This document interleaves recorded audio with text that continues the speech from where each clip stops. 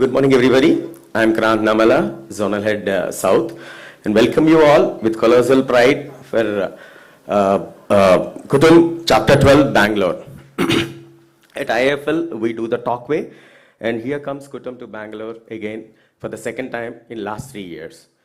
What is Kutumb is all about, we'll learn now or understand and unveil all through this day. Kutumb has taught us many ways in IIFL on, and it changed the perception of green affordable project with us. Yeah, I'm sure this chapter with us today will enlighten the builders on making up their new endeavors projects and give a new dimension to the designers. IIFL has always focused in aligning itself with government mission of housing for all. And while doing this mission, in Karnataka, we have funded around 8,000 plus customers, close to 1,600 crores volume, and out of which 1,300 plus customers have got their subsidy under PMAY scheme, which is voluming to 29 crores. We are India's fastest growing digital first home loan finance company, saving the whole lot of physical documentation under the process of sanctioning loans. And thereby we reduce the carbon footprint. So hence we are here to extend our Kutumb themed rebuilding green and affordable Karnataka in Bangalore and Mysore.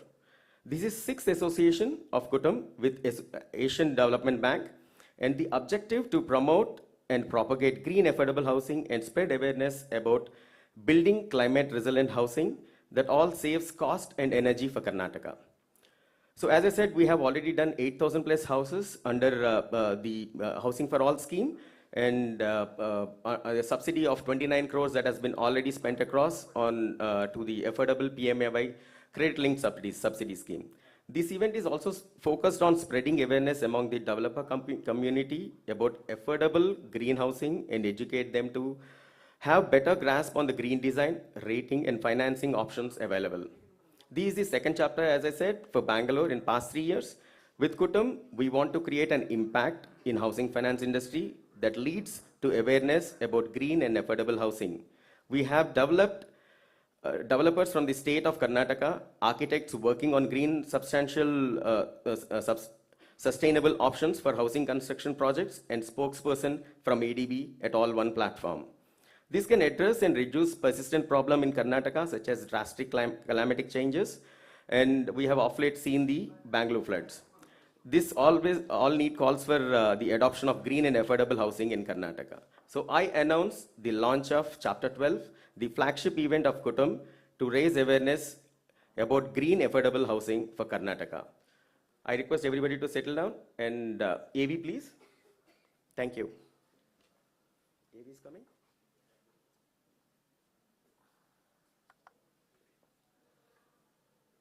Asian Development Bank and IIFL Home Finance Limited join hands to promote green affordable housing in India. India, the seventh...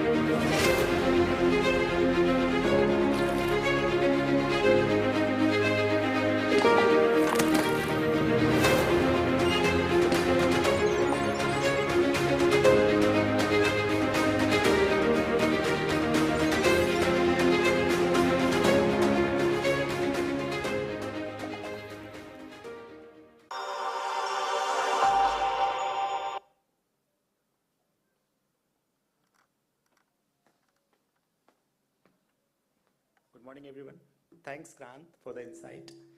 I would like to invite our chief guest, Mr. Siddeshwar N, KS, and he's Additional Metropolitan Commissioner for PMRDA, to please come on the stage.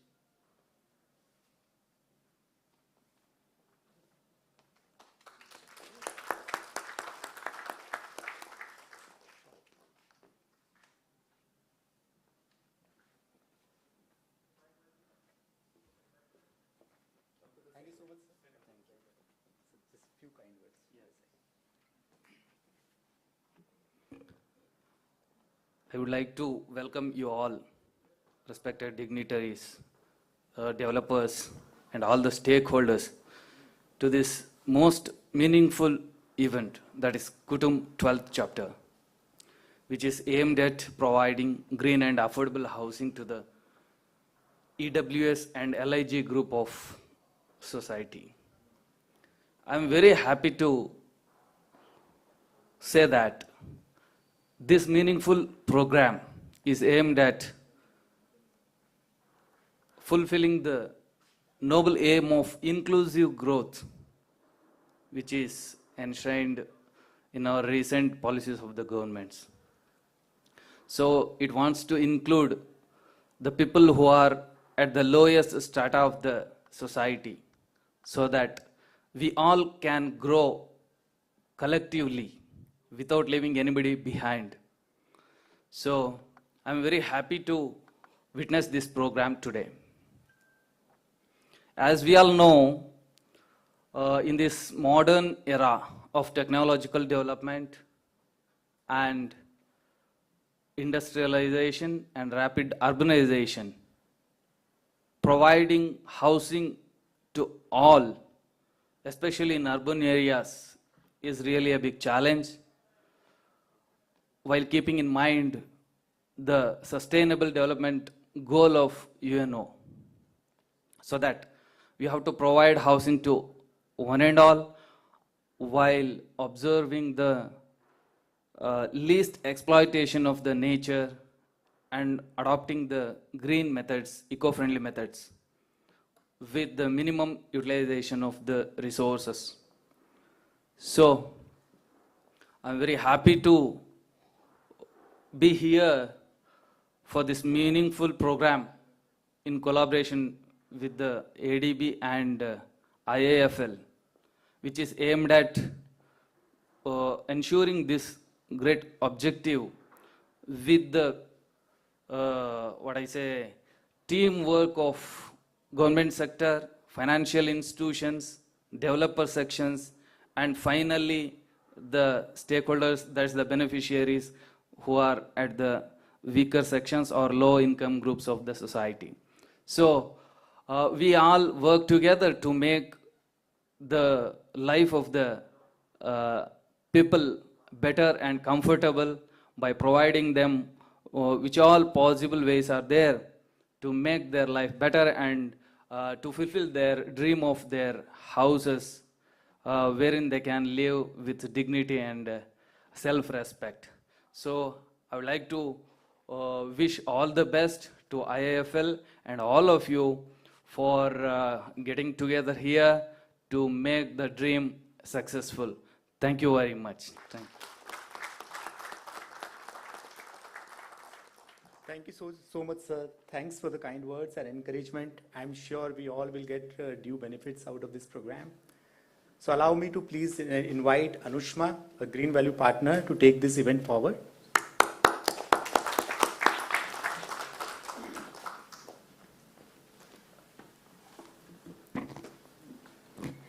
Good morning, everyone.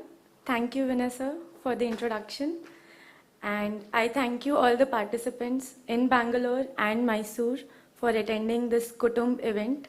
As Krant sir told us, this is the second time we are doing this Kutumb in Bangalore location. The last time we did in 2019 was done at the same venue, in the same hall.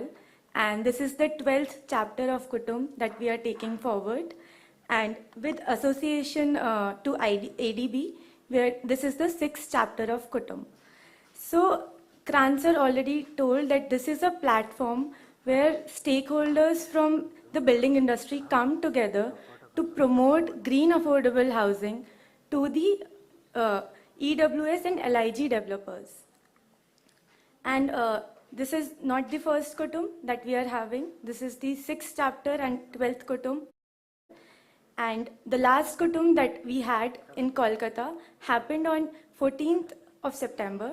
And there we had a good participation of over 150 developers. The theme for this Kutumb event is focusing on rebuilding green and affordable Karnataka. There will be 4 sessions today, starting with a technical session on designing climate resilient housing by architect Chitra Vishwanath. Then we'll move on to the session on green affordable housing, expectation from the buyer's perspective by our mentor, architect Ashok Bilal.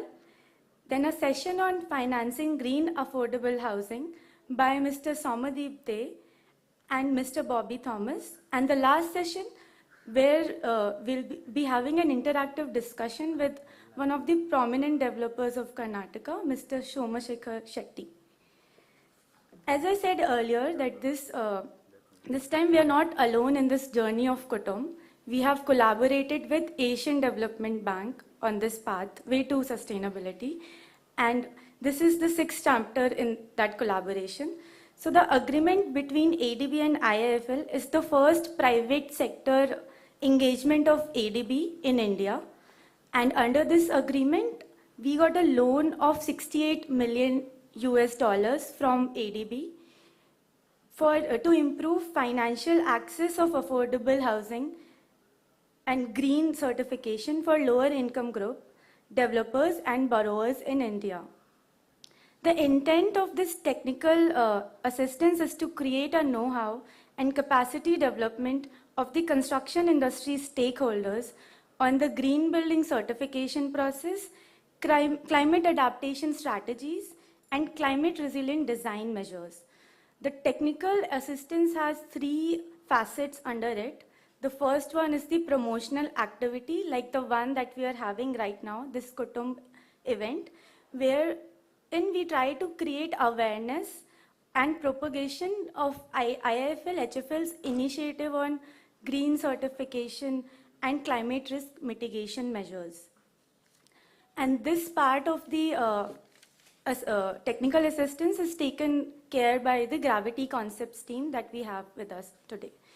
The second facet under this technical assistance talks about the capacity development vertical, wherein we organize training programs for developers, their technical teams, and other stakeholders of the construction industry to impart knowledge on the resiliency, climate mitigation methods, adaptation, and green building certification, and gender sensitivity. And the last facet under this technical assistance program is on the research and innovation side, where we are trying to come up and develop with new construction technology and materials with respect to the local climate of India. CEPT, CRDF, and CARB's team is working on the capacity development and research and innovation part of the technical assistance. And to give you all a brief idea on this overall technical assistance, we have a video for you. So requesting the team to play the ADB TA video. Asian Development Bank and IIFL Home Finance Limited join hands to promote green affordable housing in India. India, the 7th largest country by area and the most populous democracy in the world, is on fast track to development and is scaling new heights in housing and housing finance sectors. While housing industry itself has shown exponential growth globally in recent years, steep rise in urban population has created a soaring demand for housing in India as well. However, meeting this growing demand is becoming a challenge, especially in the affordable housing segment. To meet this short supply of homes in India, the government has taken many initiatives, such as focusing on affordable housing through the 4 verticals of Pradhan Mantri Awas Yojana. IIFL Home Finance Limited aligned itself with the Yojana and facilitated credit-linked subsidy to over 50,000 beneficiary households, also encouraging women. Other initiatives are also undertaken by the government to promote affordable housing in the country. While we make strides in making affordable housing available, it has a few drawbacks, such as overconsumption of energy and non-renewable resources.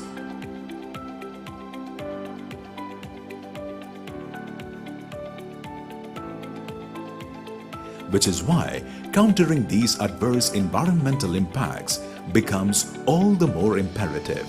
There are, however, a few hurdles in adopting green construction and buildings in India. Some from the developer fraternity dedicate themselves towards this crucial task by taking steps towards sustainable construction. Asian Development Bank and IIFL Home Finance Limited together endeavor to drive these green initiatives forward by developing green building certification guidelines and benchmarking standards in the Indian housing landscape. Asian Development Bank is helping provide technical assistance across three important elements to achieve this goal. The first element of the technical assistance is dedicated towards promotion of green affordable housing amongst stakeholders. IIFL Home Loans flagship platform, Kutumb, is an initiative towards green affordable housing. Disha, a community building and sustainable living initiative, focuses on women and children of the household. Presenting Kutumb, an initiative to make green affordable housing a reality in India by talking to developers, architects and influencers on one stage. The other two elements of the technical assistance are capacity building for developers and housing brands and research and innovation for promoting cost-effective green technologies. IIFL Home Loans in-house sustainable experts, the Green Value Partners, assist developers in green certification and construction. And their efforts have made a considerable impact towards sustainability. IIFL Home Finance Limited, India's one of the fastest growing tech-enabled housing finance company, has an AUM of rupees 22,207 crores as on December 31st, 2021. This is just the start. It is a long way ahead to go to make green affordable housing a mainstream norm in the Indian housing industry.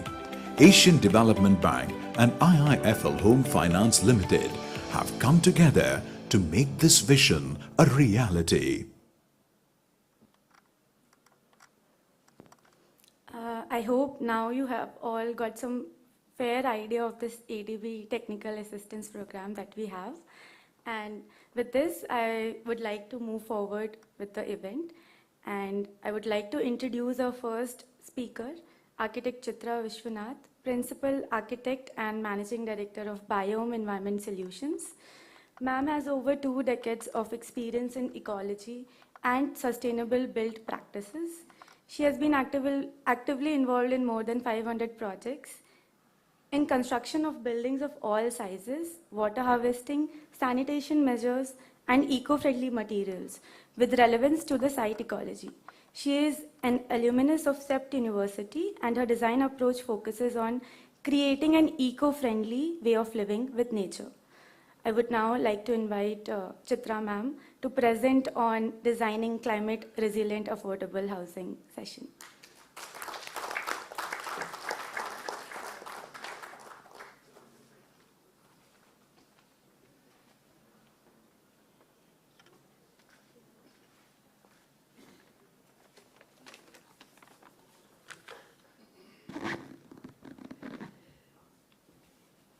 Thank you, Anushma, for the introduction and also giving a topic to my presentation. I'd forgotten that.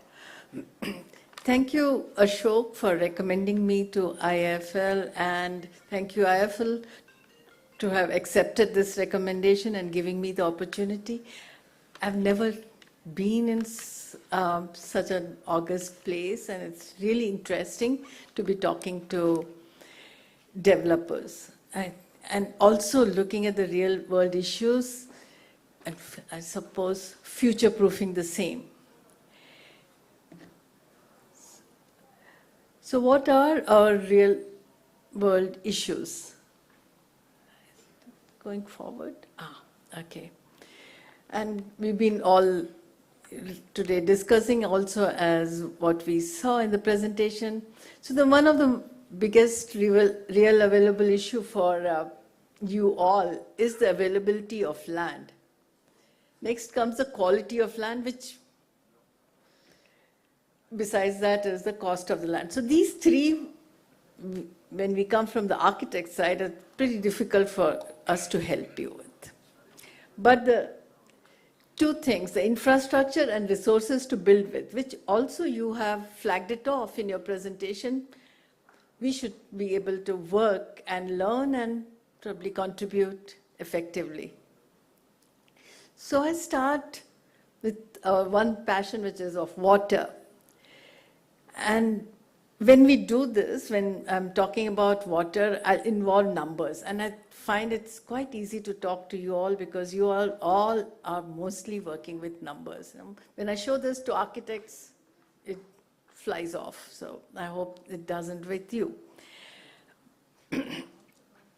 Because this is what is mandated, that it's 133 liters per person. But in actuality, we know in Bangalore, the rich consume almost 3 times and the poor consume 1/3. And what they pay, because we get such a huge subsidy for water, what the rich pay and what the poor pay is a big difference. So probably the rich pay 1/15 and the poor pay about 10 times of the cost of water. And many of it is mandated because of the scouring velocity which is needed. It's not really that you really need that much water, it's because of the scouring velocity that you need 133 liters of water per person so that the pipes, the sewage would move in them. But let's see a change if it's possible. And even at rupees 20,000 a month income, the family buys a washing machine because a double income family needs a washing machine in the cities and it would buy. So let's look at water reduction because of washing machine.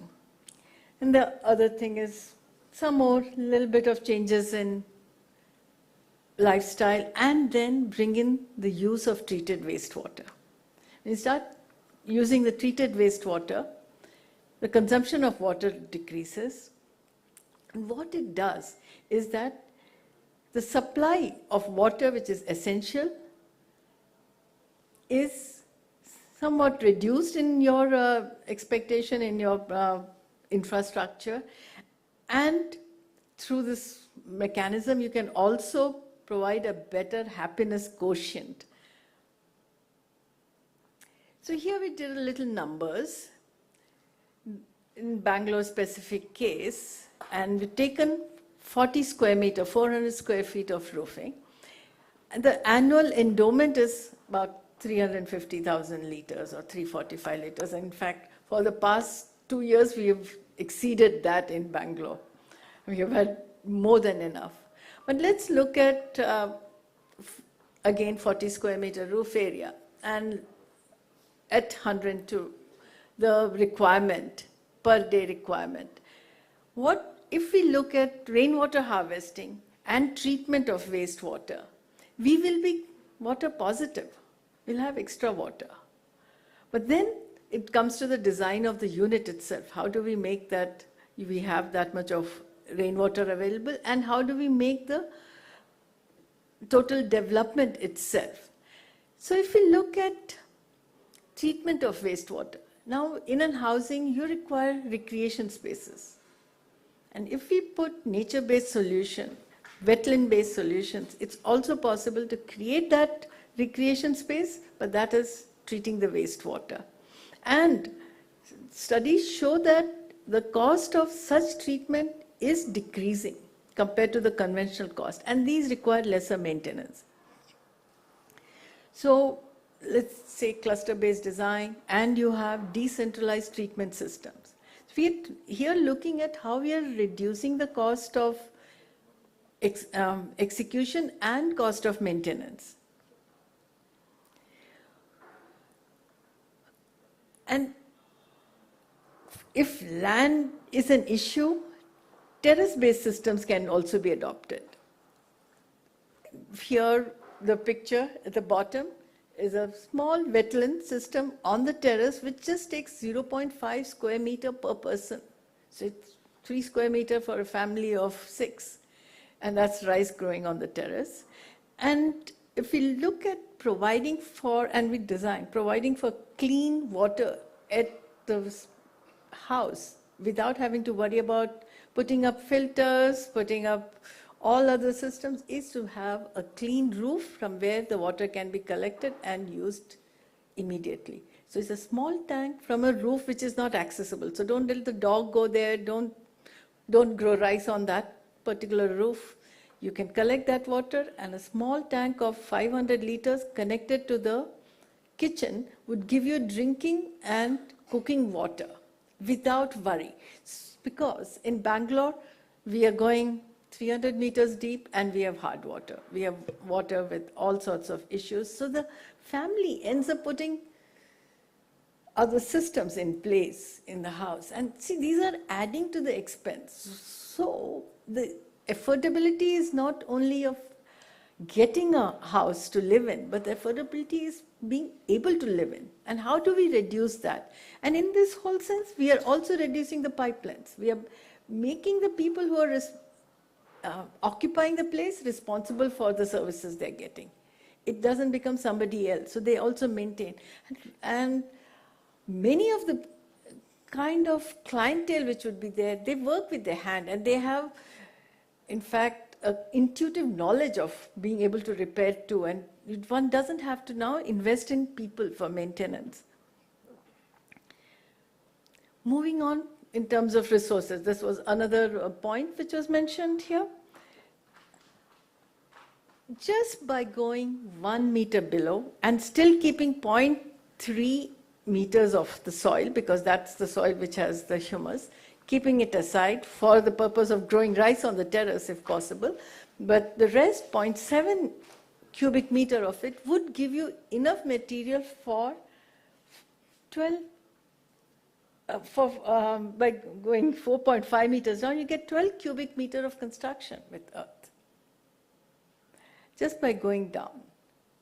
And if you can just do that much, you are getting material from your own plot of land. Mr. Sethi is saying you could modify soil in any which way and maximum feel good at 10% of cement. But you should be able to get your material for your wall and floors from below your feet. Don't go anywhere else. Okay, so this has been some kind of a new thing, so I'm not that well prepared, but I'm trying to get things together, so it might not all the time talking the ways in a very easy manner, but I find this is an interesting session to be in. So I'd like to share a few examples of our work, beginning with an idea of a holistic, low affordable housing, low cost affordable housing we were given to research on. And this was, again, we began with ideation on water. Because for me, it's most important that you should be able to provide for water and waste in any housing. Otherwise, there is no happiness in the place. I've lived in a flat in 1990s in Bangalore, where the water would come twice a week in the ground floor. And we had to run to fill up as much as we want and keep it. And carry it. We were on the top floors or third floor, carry the water.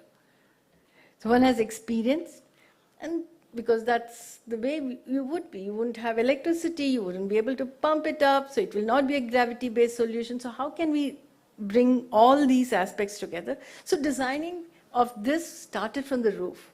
We design in such a way that the water is collected. Water will come down. So if you design the roof, and Bangalore is absolutely amenable to such possibilities. And the first step was to ensure the drinking water. And provide in the design for incremental storage. If people are getting richer and they're using more water, they spend more money to provide for the storage. Next, reduce the electricity consumption.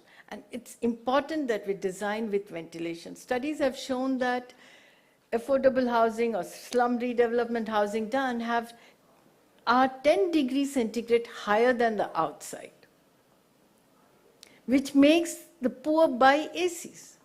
Because if that person is not going to sleep, tomorrow morning, if he's going to take you for a long ride from Bangalore to Mysore, you surely will have an accident. And that's important.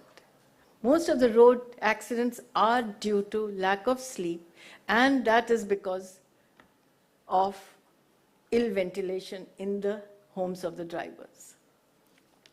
So if we design for India, in Bangalore, with lots of louvers and with good mosquito meshing, it's comfortable spaces inside as possible.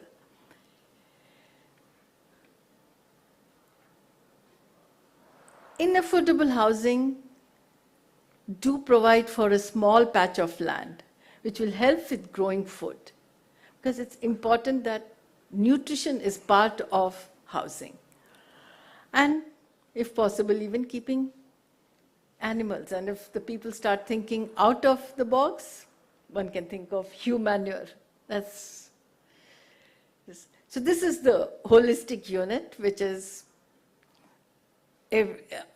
also will provide for cheaper rental possibilities and, if possible, commercial activity. See, in your housing, if there are spaces available where precasting can happen, then you are also transferring skills.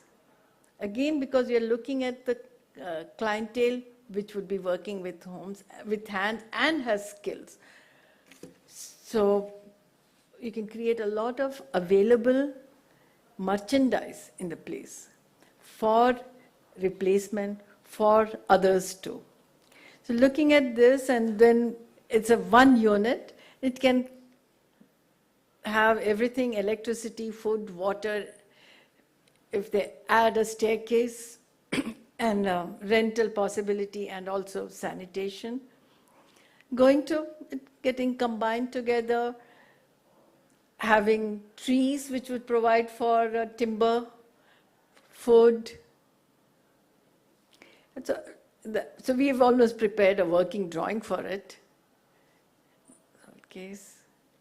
Now I'll quickly talk about few of our ongoing projects. And this is the kind of site you always get around Bangalore because the land is affordable.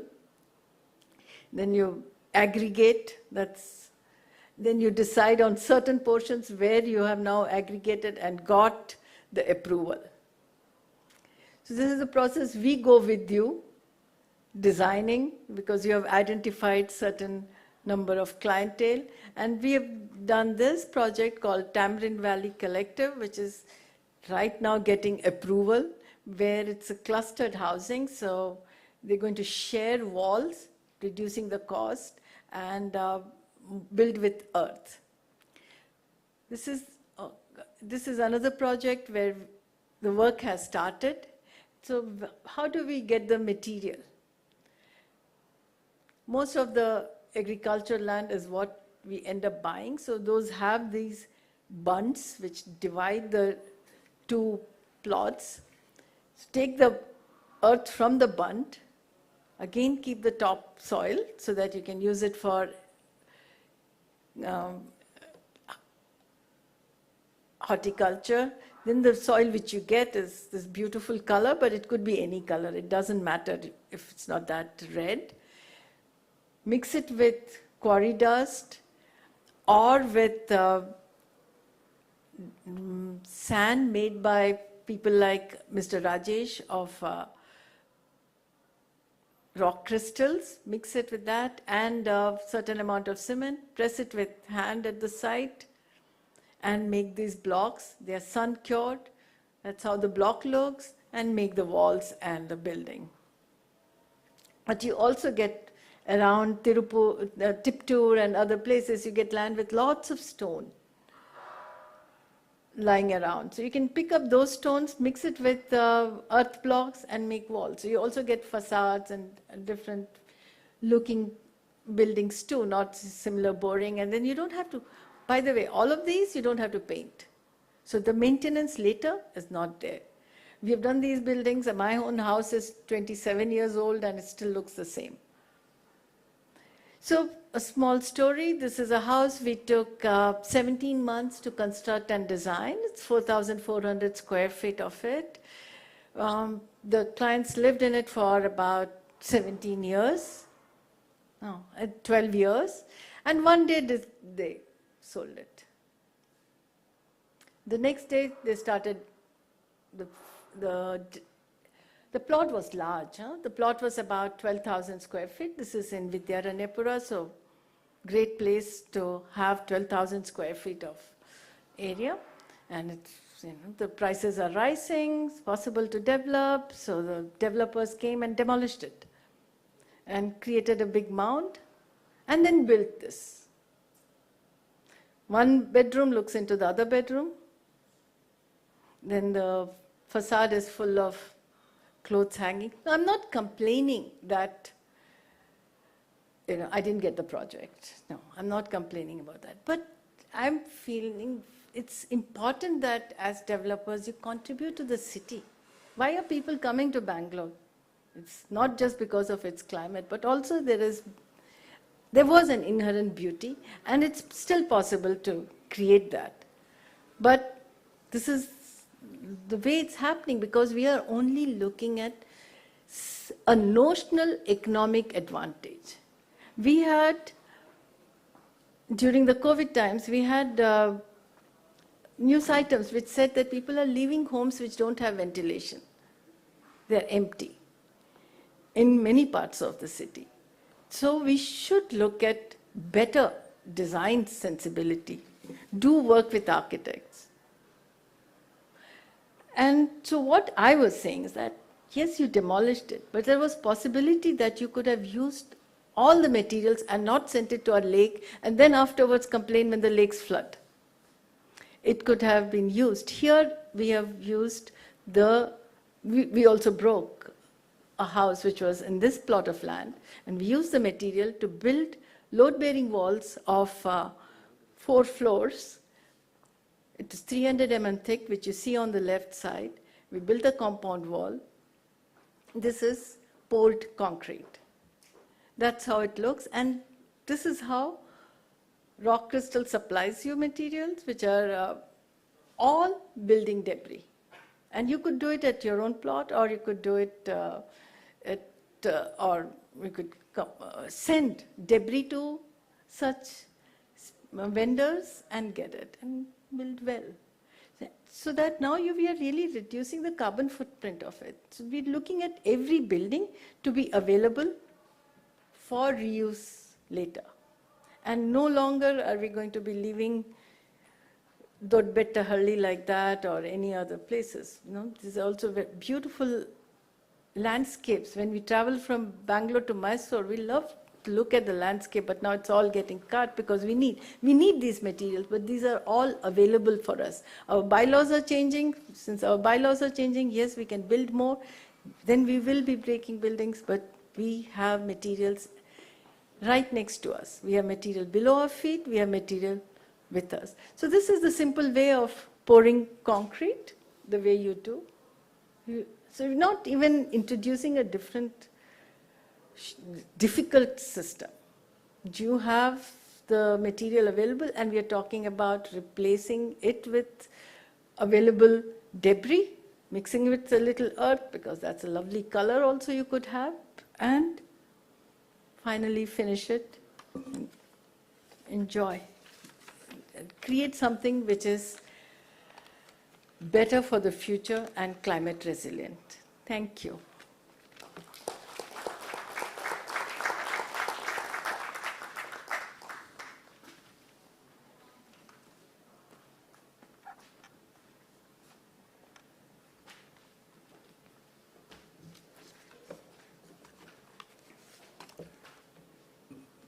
Thank you, Chitra ma'am, for your session on designing climate resiliency in affordable housing and the importance of construction techniques and materials that you focused in the presentation.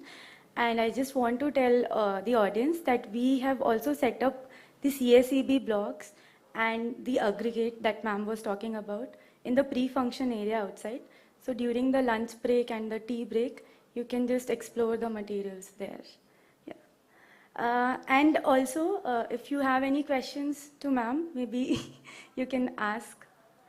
I'm sorry. Ma'am, if you have any questions from Mysore, we can take that as well. I'm so used to students who don't ask questions.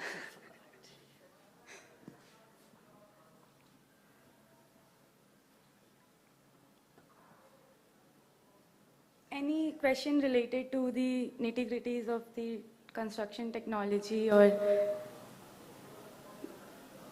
the water management? I got a question. Chitra, you showed us only 1 or 2 houses. That's not right. We want to know how many houses using earth construction have already been built, are standing, and people enjoying them in and around Bangalore. Yeah, so I'll start with ourselves. We are a 30-year-old and we have done about 1,100 projects. These are built.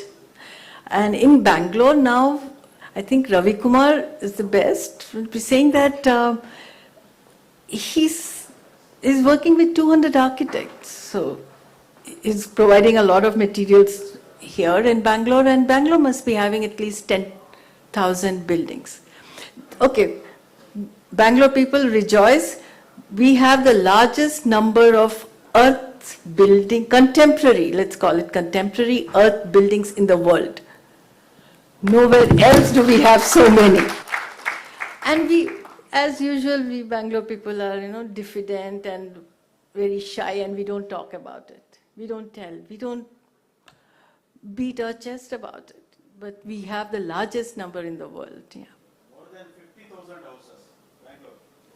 See, that's what that's why Ravi Kumar is here. Because he has the grasp, he's providing the blocks. More than 50,000 houses already built. I just want to add something more. But it's this, that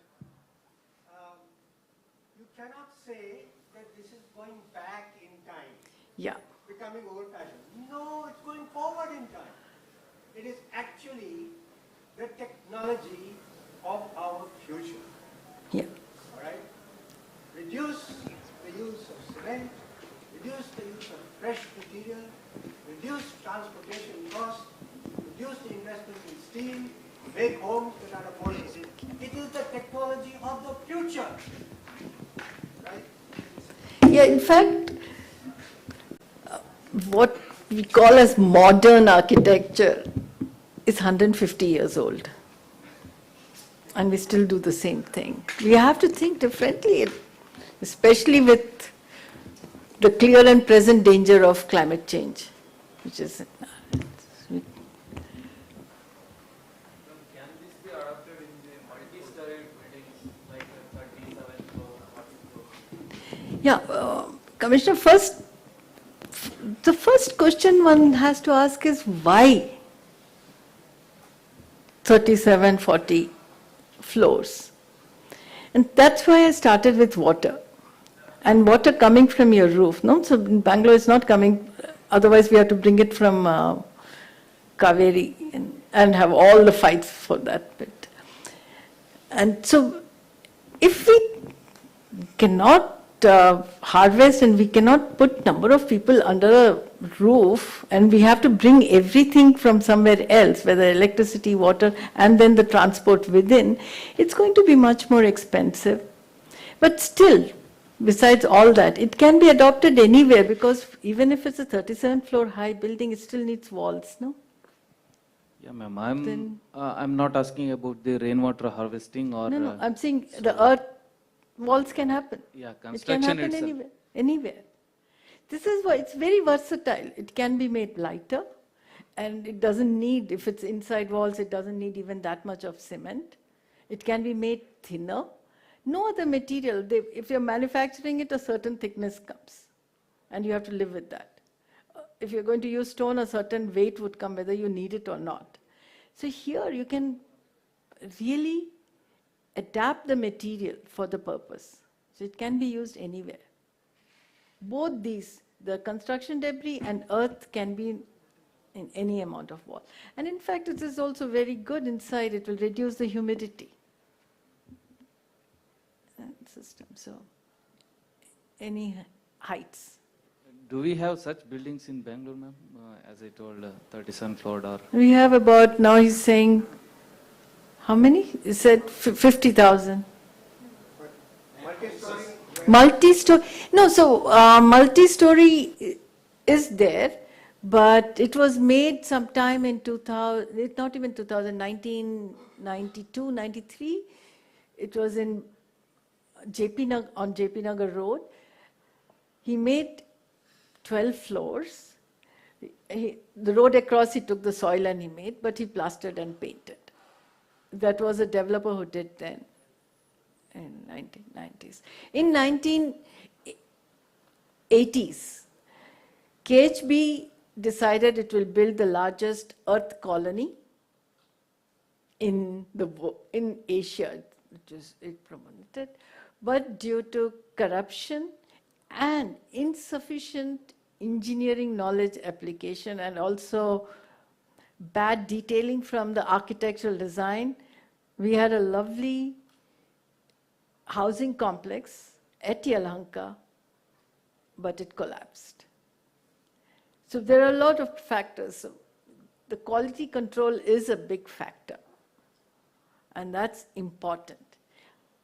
Understanding engineering is important. It cannot be a slipshod construction where you do anything and then you plaster and paint and you're off. You have to be responsible because that building is now going to stay for a long time. And when it is there, it should project that. So we have done projects 25 years back with developers, but that's not affordable. But this is at Utopia. It's a layout in North Bangalore. The developers is obsessed with it, and the clubhouse is 20 years old. Things are there. So it's all possible, but there is integrity required when you're constructing.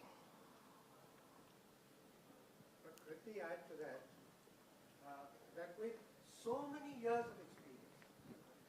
years of experience, we can say today confidently that in Bangalore, the know-how exists to do the right and proper job. Yeah. It's not as though, we don't know what to do. So it can be done.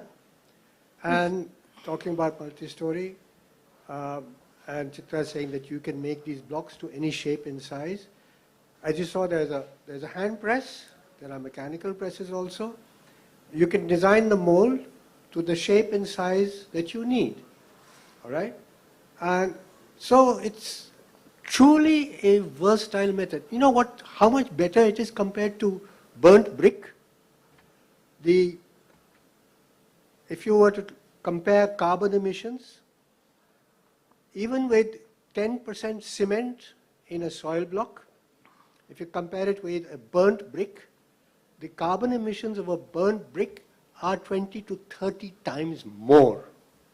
So you are inviting climate change. You're inviting the flooding of Bangalore. You're inviting the rise in temperature of Bangalore or Karnataka. If you run away with high energy materials, steel, lot of cement, lot of burnt brick. Avoid them. Yeah, but the elephant in the room is the paint. The GHG emissions and the pollution streams from paint is huge. When you use those kind of burnt bricks or concrete blocks, you plaster, and you don't leave them just like that, you paint. That's an important factor, but just because it's very thin and you just apply it very lightly, it's not a tough task, one doesn't feel, but paint is huge culprit, so be careful of it. I hope there are no paint manufacturers here. Okay, anything else?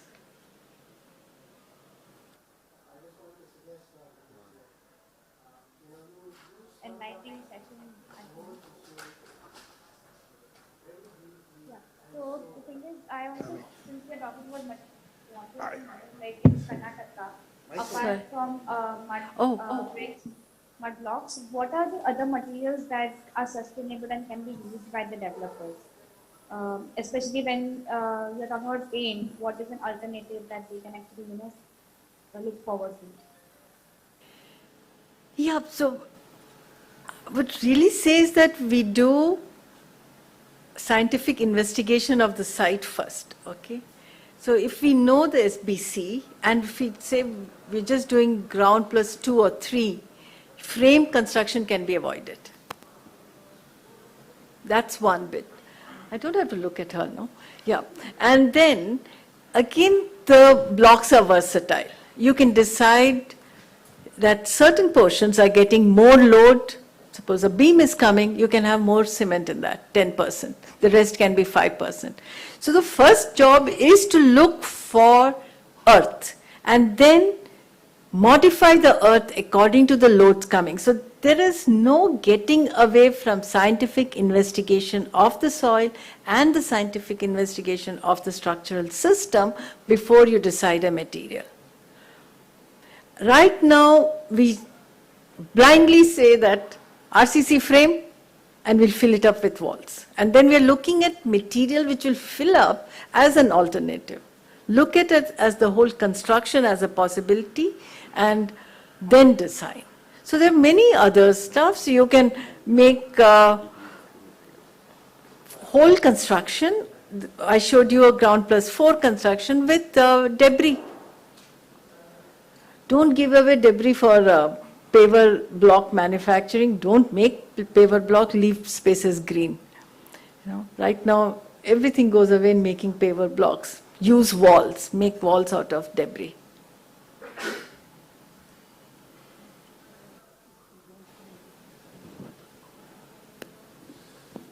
Okay, thank you.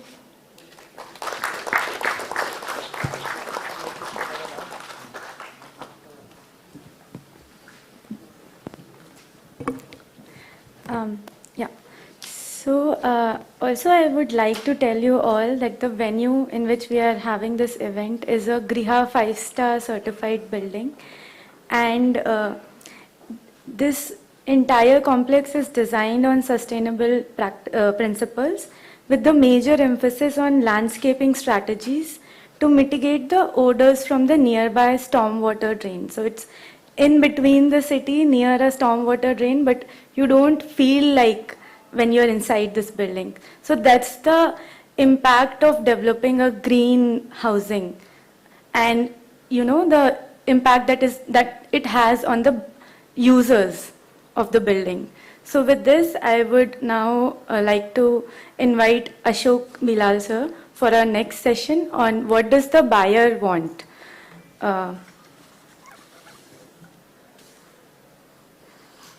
Sir is the principal architect of Ashok Bilal Architects, and he has over 30 years of experience in architecture and has developed curricula and teaching methods to address environmental issues.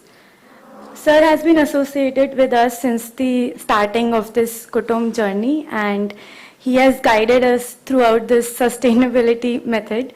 And one of the outcomes of this collaboration is a green building handbook. It's a handbook for the developers and other stakeholders through which they can understand the green building measures that they can incorporate in their design. And the coffee table book of such green handbooks are there in the pre-function area. During the break time, you can have a look at those along with our sustainability reports. And sir, over to you now. Thank you.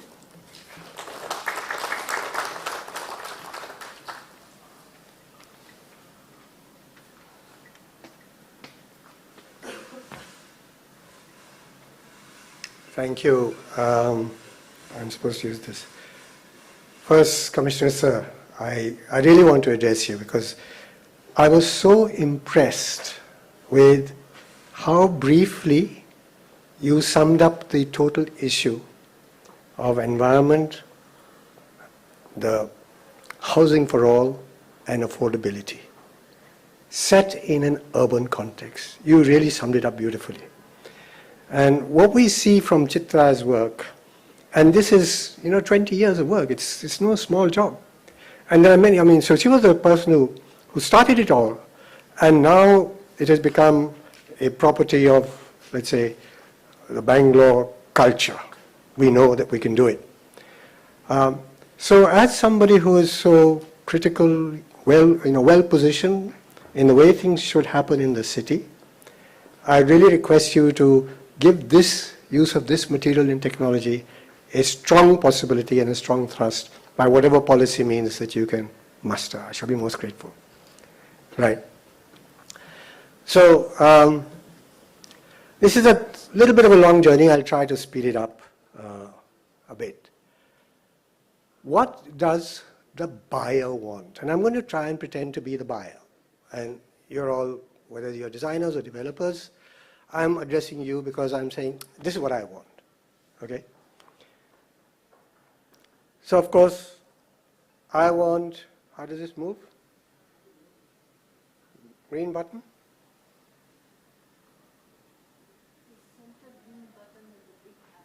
Big arrow. Hard. It's gone back. Something has happened. I can see the right thing over here, but it's not moving. Oh yeah, it moved. It doesn't move there. It's moved here. There we come. All right. The first thing is that when I, as a buyer, choose to live in a housing estate or a housing scheme, a housing colony, where a lot of people will be living together, I'm making a very conscious decision. I'm not going to go and buy a piece of land in a layout and then spend, grow gray hair and wrinkles and add 10 years to my age and 2 years of getting that house built. I'm not going to do that. I've decided to go here, right? Go here. Because there are many things that can be done if I'm living together with a lot of other people, which I can't possibly do if I'm doing it on my own. Very difficult, comparatively. So that's the big thing. There is an opportunity of collective living. Yeah, I'm looking for something very basic to start with. I'm saying make sure the place is nice and clean, that it is a place where I can be healthy, my children can be healthy. Sanitation systems are really working well. I have a toilet which is nice, easy to keep clean. The drainage system works really well, and it goes somewhere else, and and treatment happens properly. That waste is taken care of. That I have potable water, as Chitra was saying. I want to make sure of that. And because I'm living together with a lot of people, I believe that I can get potable water relatively more effectively, more economically, than if I were to do it all by myself. I believe I can do that. I also want to make sure that it is structurally safe, right? That it won't fall down. Yeah, we have our engineers over here. I want to be sure that, if there's a fire, nothing will happen to me. If there's an earthquake, nothing will happen to me. I want to be sure of that. But there's something else that I want to be sure of. I want to be sure of what I call the long-term quality of life, the sustainability, which has to do with the treatment of waste and recycling, and therefore a green environment, the reduction in the requirement for electricity on which I'll be dependent for the rest of my life, the greenery around the space which will grow with birds and flowers and trees around me. I also want to make sure that water will be assured. Not only will I have potable water, that I'm never going to run out of water. There's going to be a method of managing it. These are some basics that I'm looking for. That's why I'm going to buy. Because from my slum location where I'm not happy, I'm putting my life savings, taking a loan from financing agencies, willing to pay their interest on it. PMAY gives me a little bit of help, not too much, but okay, thank you for the help. But I'm putting my life onto this. I want to plan for my future. So that's the basic I need. I need the basics of Swasth Jivan and a way where there's a Swasth Paryavaran, where I'm not going to face floods in Bangalore. I'm looking for that. On that base, I'm going to build the life of my future. I will get self-esteem. I'll be recognized in society. My children will be well educated. And each of us, as we grow up, will be able to do our own thing, enjoy our life, construct our futures. But that base is very important. That's what I'm looking for. And that's what us designers and developers have to provide. So what's the challenge of design? The challenge of design is this, that the builder has to say and the architect has to say, yes, we will give you that basic, right? We will give you that basics. That's what the designer has to say. And then we will give it to you in an affordable way so that you can pay for it now, right? And with that basic provision made, then me and my community, when I come to stay there, we say, oh, we'll build our future from here. This is where we can build our future. We can't build our future back in the slum. No way. This is where we can build our future. That's what the community will say in the future, right? So our challenge of design is to provide that base with affordability from which we can grow into our potential future. That's our challenge of design. So, affordability, right? You build tall because you say land is expensive. But here's the truth. 80% of us in the city can afford, not only today, but in the future, because of the running costs and everything, 4-story type of buildings, 2, 3, 4-story type of buildings. The moment it goes to 6 or 8 floors, affordability actually goes down. The land price hasn't come down because I increased the FSI. The land price has gone up with the FSI. It has not become any more affordable. But construction cost has gone up, right? And maintenance cost has gone up. Life cycle cost has gone up. Now only 20% of us can afford that.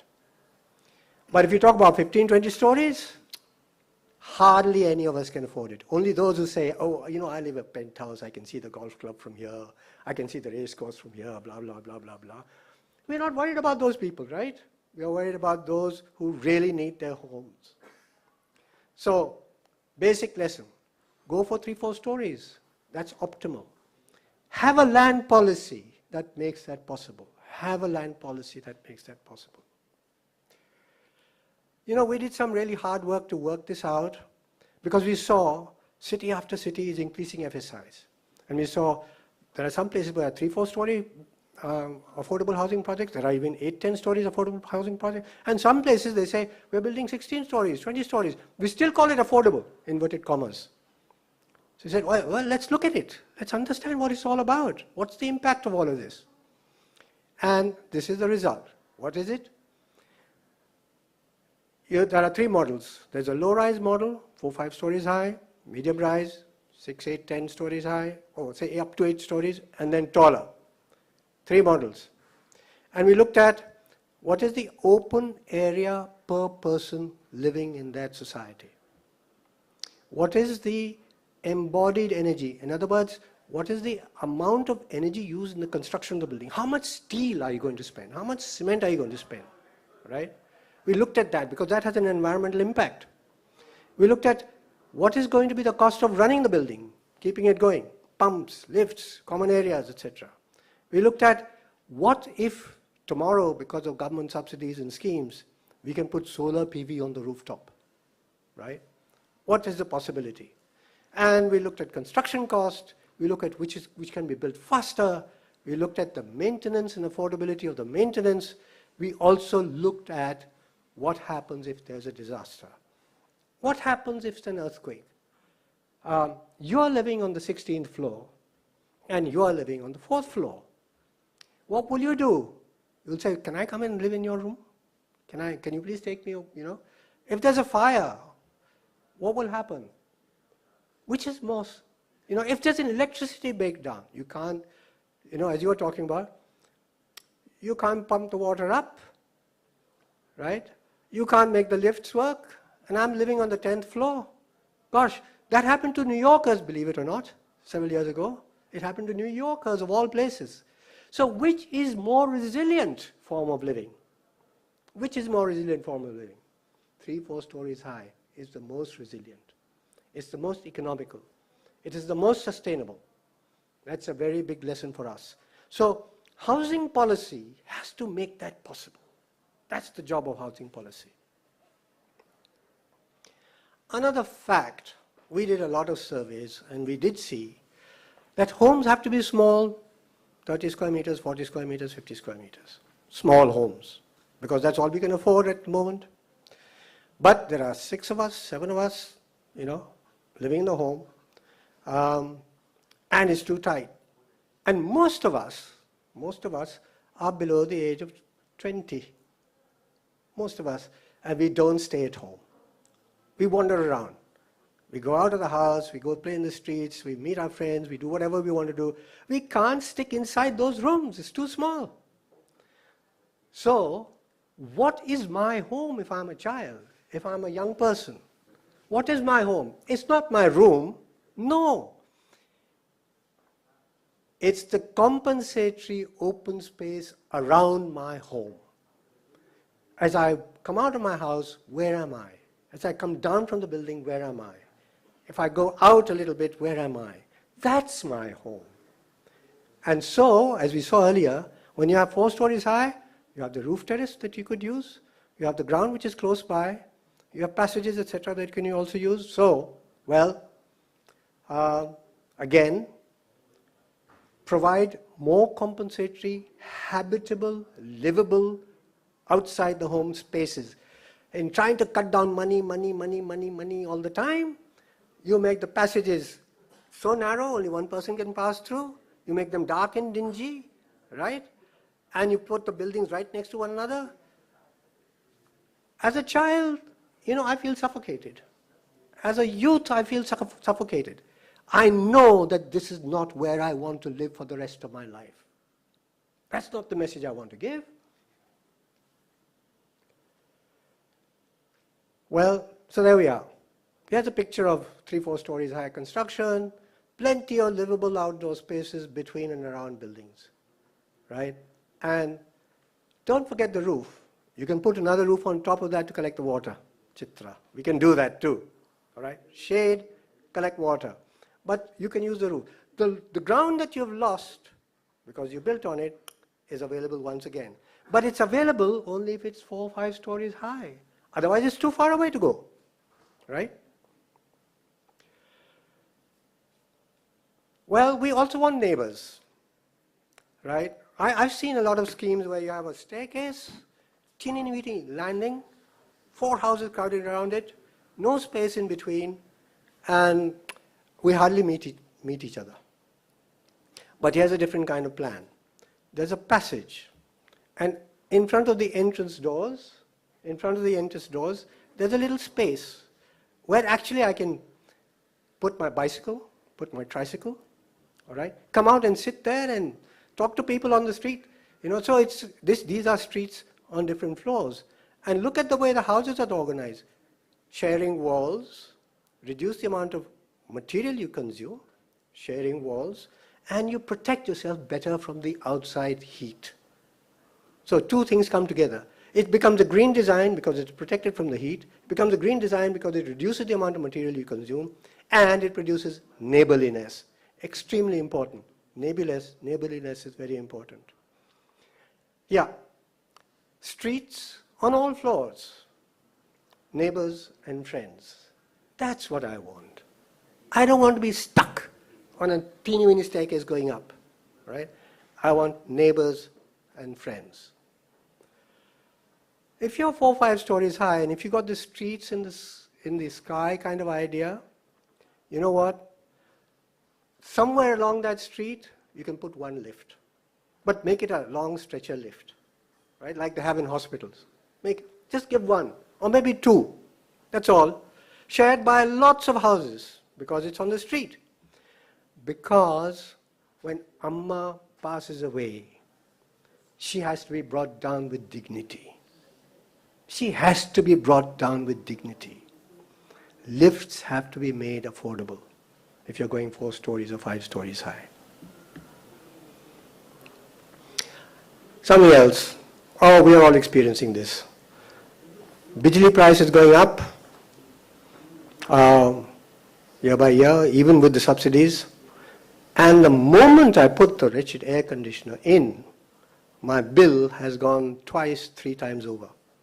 These are surveys conducted in different cities, and we discovered that if you have 1 air conditioner, 2 air conditioners, 3 air conditioners at home, your bill is directly proportional to the use of the air conditioner, and the air conditioner consumes a minimum of 1,000 watts of electricity, whereas a ceiling fan is now you got efficient ones with 20 to 30 watts, 30 watts of electricity as against 1,000 watts of electricity.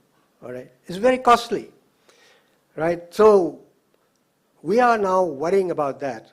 It's getting hotter. Bangalore is getting hotter. I'm surprised to see out in Bangalore these air conditioners hanging out of the buildings. It was an air-conditioned city once upon a time. What the hell is going on, right? Something is wrong here. We've got to reduce the demand for air conditioning.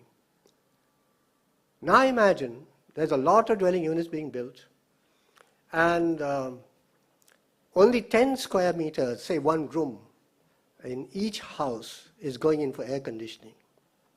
And what is happening is that each square meter is asking for 90 watts of electricity just for the air conditioner. Each square meter is asking for that much.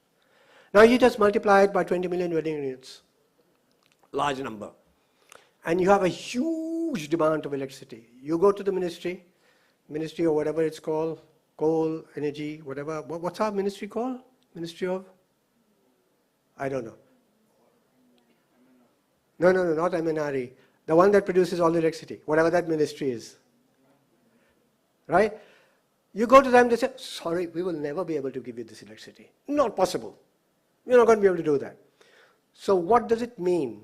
Quite apart from the fact that so much electricity will mean more global warming because of carbon dioxide emissions, most electricity is still produced from coal. We can't do that. We've got to reduce the demand for air conditioning. We've got to do that. So what am I saying? Look, please designers, protect my home from the hot sun during the hot and warm season. Please do that for me, right? Use some external shading systems or use a different kind of window design, but God knows what our developers are doing. Look at the one on the right-hand side. Can you see that? Right? It was sold as fashion. You know, large windows, fashion. Now these windows have to be facing west, afternoon sun. People moved in, they're cursing away. They've all put curtains outside, see? They put curtains outside. Why? Because it's a stupid design. And they're also finding they have to install air conditioning now. Whereas the building on the left-hand side, if you can see, is an affordable housing project. See the windows? 2/3 of the windows actually opaque. You open it in the evenings. When it is very bright and sunny outside, actually close it. Only a little bit of light is coming in. It really works very much better. They are happier over there. So there are many ways of doing this. Do provide something on which you can hang a shade outside the window. Why outside? Because once the sun has come inside my room, it has heated up my room, right? If it's come inside the window, inside the glass, then it is trapped. That heat is trapped inside. No way you can get rid of it. So you must stop the heat outside. Have a shading system outside. Well, this is an affordable housing project. Well, we couldn't, some buildings are facing one direction, another direction. Couldn't really afford to put in all the shading systems, but we gave a frame on which I can as a buyer, install my own shading system. Like that, on the right-hand side. And let me enjoy some nature, please. Can you give me a place where I can put some plants? I've been seeing this all over, even in Mumbai.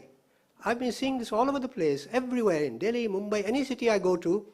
There is a growing culture of growing plants in and around your home, which is beautiful, and everybody enjoys it. Give that opportunity. Please give that to me, I say. And do give me a balcony, a spacious balcony, right? Which will also shade, it'll give me a place to sit out, and that's Amma's world. She wants to look out and be in touch with what's going on. She doesn't want to be cooped in inside. She wants to be able to look out and see how in the opposite building people have done different things with their balconies. Someone's got plants, somebody's got some shading screens, etc., etc. Somebody's actually enclosed it a little bit. Well, you can give that opportunity to people. Give me that flexibility. Let me use my common sense to improve my own home. Well, going back to a little bit of building science, building physics, here are the principles for keeping cool. Shade first. Insulate the roof. The roof gets the brunt of the sun falling on the top. It gets very hot. Midday sun makes it very hot. Insulate it. Use a reflective finish on top of the roof. Ventilate. Chitra was mentioning this, especially in the warm, humid climates. Let the air flush through the house. I've seen designs where you have one window on one side, a door on the opposite side, and a passage beyond that, but no opening of ventilation towards the passage. Air can't move through the house. There's no ventilator above the bedroom door. Air can't move through the bedroom. What's the point? Give that, for God's sake. I need the ventilation. Right? So you must shade, you must insulate and ventilate. Notice another thing. There are trees outside. Well, you can plant trees, and you can plant trees according to which way you're facing. If you're facing north or south, use a tall tree with a big canopy. It's like an umbrella. If you're facing east and west, use a tree which has lower level branching. It becomes a shade screen automatically. It grows naturally. It gets something to look at. It cuts out the sun. No cost, no maintenance. Building materials we're talking about. Well, there's lightweight concrete blocks, there are hollow claw, and so on. There are other kinds of building materials which will reduce the inflow of heat from the outside to the inside. They are available, and this affordable housing project that we looked at used this very well. They actually built a double wall, all within the affordability for, this is in Gujarat, this happened to be in Rajkot. Very successful project. And now we are talking about exempting excise on some of these good materials. I think that's going to come, and that's going to be useful for us. So look out for this. These are all building materials that will reduce the inflow of heat from the outside to the inside. Right. This is, again, a bit of building science. We did some measurements of what's happening inside the house. The gray things that you see going up and down, they measure the temperature outside the building, on the rooftop of the building. You can see the temperatures rising up to 47, 48 degrees centigrade, sometimes even up to 50 degrees centigrade on the rooftop. It's very hot. The blue ups and downs, the blue waves going up and down, are temperatures on the top floor going up and down. So you can see it is much lower than what's happening outside, but it's still, going up to 40 degrees, 37, 38 degrees centigrade on the top floor. But when you come to the third or fourth floor, it's much more protected because it's not exposed to the roof. It tells you you've got to do something on the roof to protect the top floor. So this shows you the difference between the top floor comfort and the middle floor comfort. The need for air conditioning on the top floor and the no need for air conditioning on the lower floor. And this is the Smart Ghar, the well-designed project, where they really have managed it well. Yes, there is still a difference between the top floor and the third and fourth floor, but all the temperatures are much lower down inside the building. How? Good shading, proper design of windows, good insulation on the roof and insulation in the walls at affordable prices, comfort, less demand for air conditioning. But temperatures are rising. It's getting hotter and hotter. There will be times, and as you become wealthier, you'll want better condition in your home. There'll be times when you need some air conditioning. But if you get all of that right, how much will it be? 0.75 ton of air conditioner for your living room or your bedroom, only that much. 0.75 ton, not 1.5 tons. And ceiling fan turning is equal to restful sleep and therefore no accidents on the road. Chitra, no accidents on the road during the heat wave or hot, humid nights. And we've done this simulation and found out that even in hot, humid climates, if you get the design right, you may need some air conditioning for up to 300 hours in the whole year. 300, 350 hours in the whole year. So that is reducing the demand for air conditioning in the future, right? Oh, important thing, very, very important. The home is small, it's just like 2 spaces. It has a little kitchen counter, it has a toilet, that's all. But you know what do? We say, oh no, the bylaws require it and so on, and we do this, right?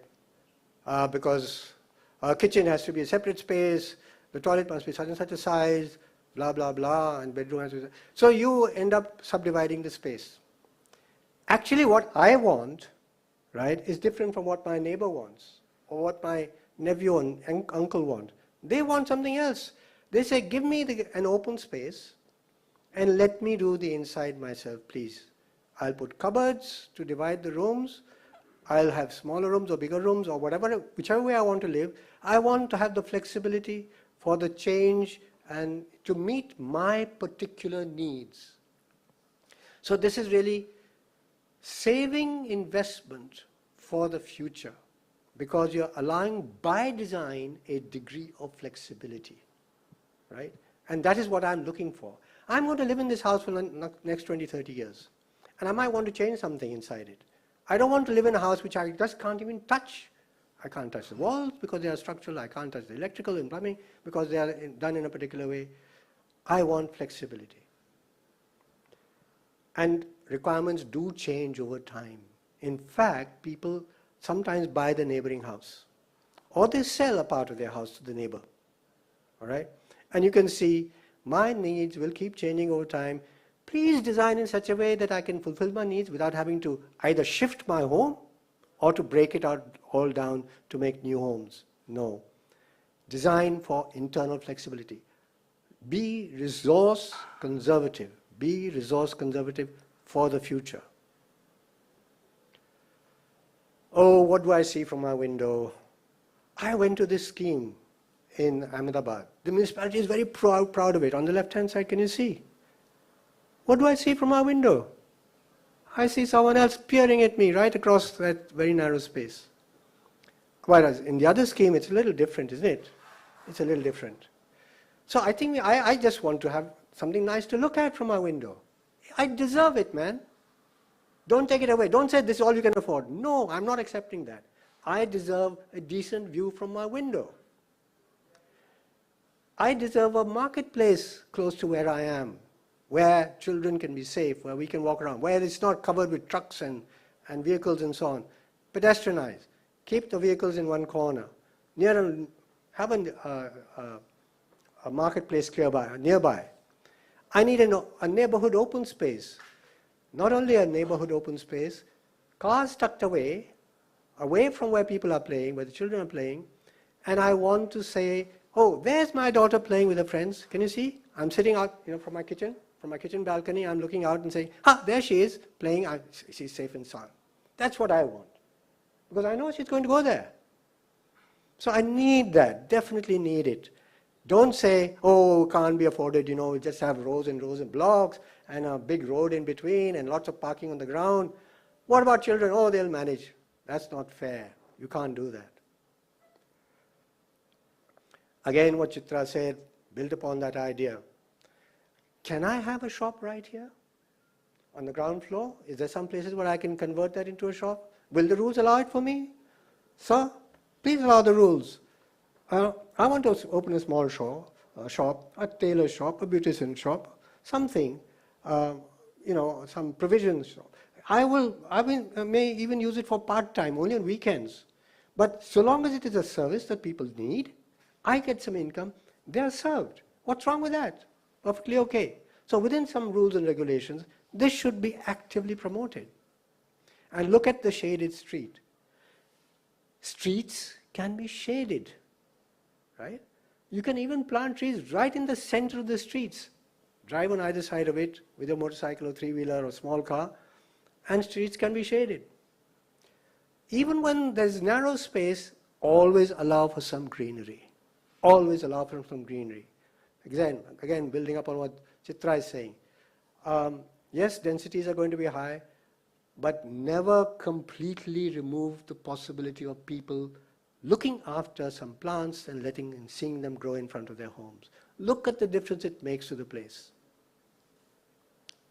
Okay, here's something that we all fight about. I want my own individual home water meter. I want that. Right? I don't want to have to pay 300 rupees a month because my neighbor is running the water all the time. And I'm going out for 1 month pilgrimages twice a year. I'm not using any water, but I'm paying for him. That's not fair. I want my individual meter. I think some places now it's become mandatory. This has to come. This encourages water efficiency and water use discipline. You can use solar PV for pumps and lifts, all right? And this I saw in affordable housing projects in Gujarat. 4 projects we visited, all of them had this. Fantastic. That cost has come down. And it's clean energy that's supplying it most of the time. Reduced cooling load, we discussed this earlier. And we all want a clean place to live in. Somehow set up a system where you can sort the rubbish at home and it goes for composting and there is a way of recycling it. If you got solar PV, you have minimum diesel backup. But this, looking for a clean environment, when we talk to ladies, they were most concerned about it. Not only for themselves, for their kids. They go around rummaging them out in dirt. That's not on. It's because we collectively must have a system for taking care of our waste. Yeah, if we take care of our waste, we can get the compost from it, and we can even grow a little bit of food on our balconies, on our roofs. This is something that I would request all developers to think really, really seriously about, very seriously. As a developer, your brand depends on what the place is like after 10 years. If after 10 years people say, oh, that was that developer, very big name at that time, but look at this place now, it's like a slum. What the hell? The brand has lost its value. But if it can retain its value over 10 years, then the developer's brand is much better.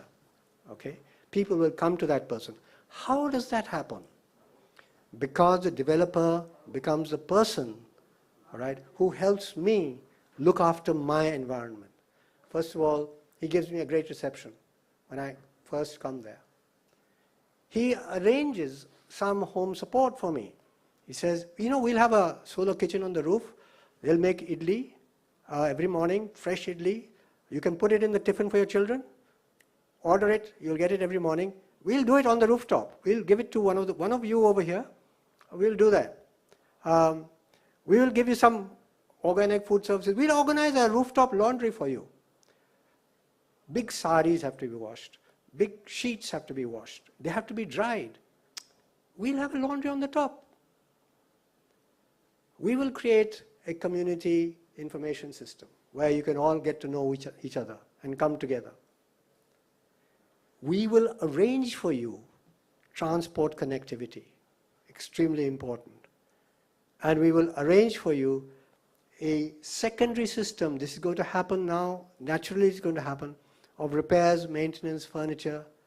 As people move in, these trades will grow, and some of the people living there themselves will be the service providers there itself.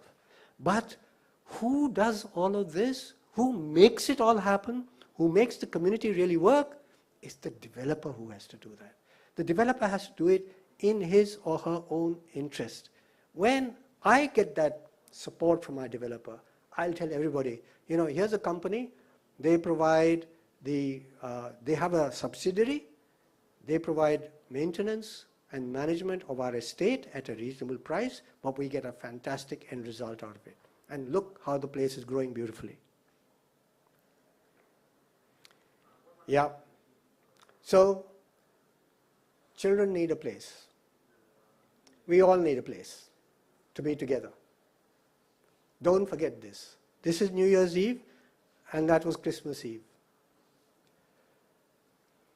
Last, this is a bit of theory, okay? Now I'm not talking as the person demanding something from all of you. I'm just talking about as a theoretician. It says that, look, what I'm buying, what the buyer is looking for is a home and a neighborhood. Not just a home, looking for a home and a neighborhood. And the home has many things that you must look for. I will look for durability. I'll look for functionality. I'll look for room size and layout and finishes and components. But I'll also look for its climate response. Now I know that if you haven't done insulation on the roof, if you've got a large west-facing window without shading arrangement outside, I am not going to buy it. I will never buy that one. All right? I know that. That's what I'm looking for there. But I'm also looking for an assurance that I'll have water, waste will be taken care of, electricity will be guaranteed, that there will be mobility arrangements conveniently provided for me. And then I will build the whole potential of health, education, leisure, and commerce. That is my sustainable, affordable housing product. That's what I'm looking for. So once again, we can maximize the opportunities of collecting living. And it doesn't come at an extra cost. Thank you. Any questions?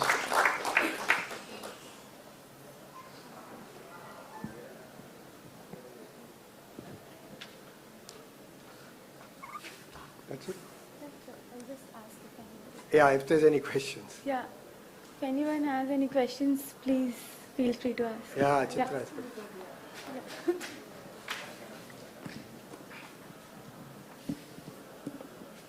Well, Ashok, lovely presentation as always and great insight. But what about governance and the kind of bylaws which we are all pushed down with? Yeah. And, there's just one example is the requirement of cars, parking. In affordable housing, parking is as much required. But you're saying we have to use the ground too. The kind of bylaws which tells you that you have to have parking, even then you have extra spaces. I saw in your project in Chennai, where if they put anything there, it becomes part of the FAR. In Bangalore. Yeah. It's floor area ratio here, FSI, what you call.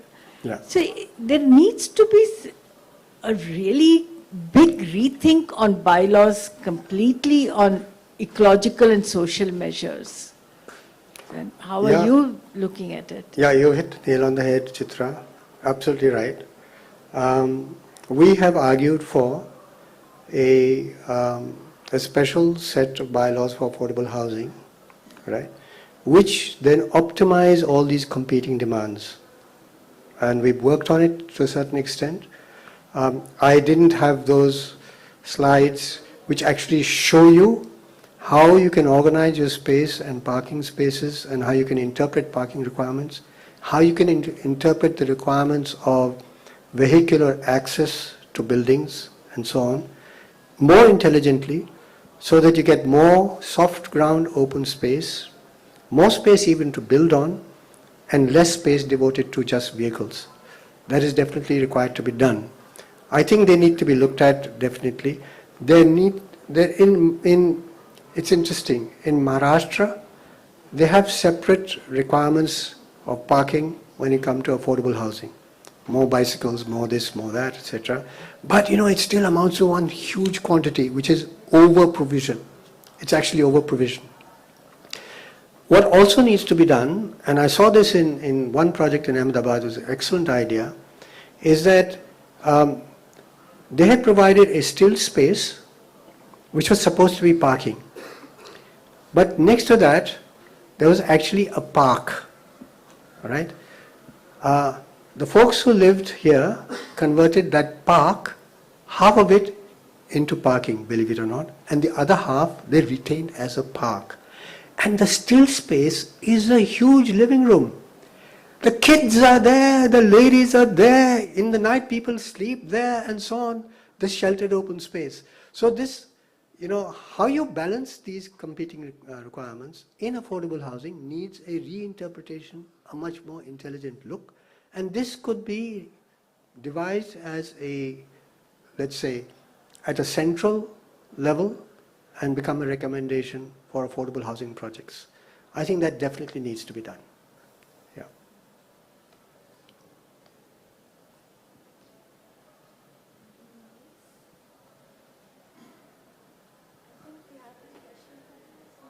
Yeah, we're running out of time. Yeah, let's go. Okay. Morning, sir. This is Bhavya from Mysore. I, in fact, took part in one of your workshops recently. So it was definitely a good session, and we got to, it was an eye-opener for sure, where we learned a lot of things and got to know some of the key aspects that could be, which are very essential when we are thinking of sustainable design for affordable sector especially. So my question is a very generic question on behalf of all the developers, both Mysore and Bangalore. So once you attend these sessions, a lot of developers, they get inspired, they want to go, they want to start building affordable and green.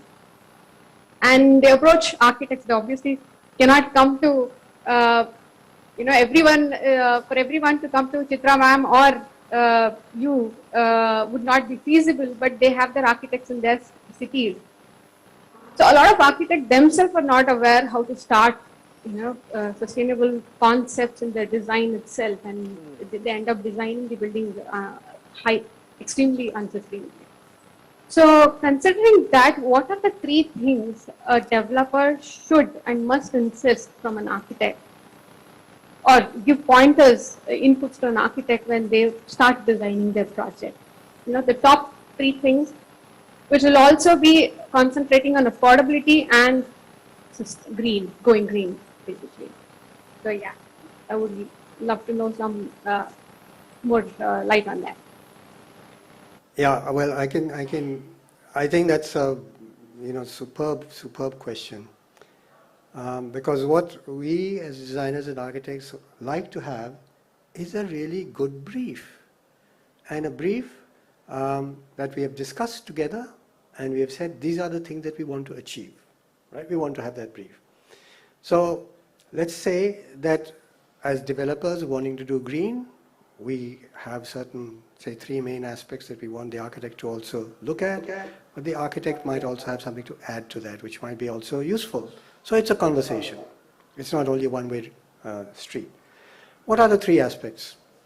Number one, I would say, make sure that the design is climate sensitive, climate appropriate.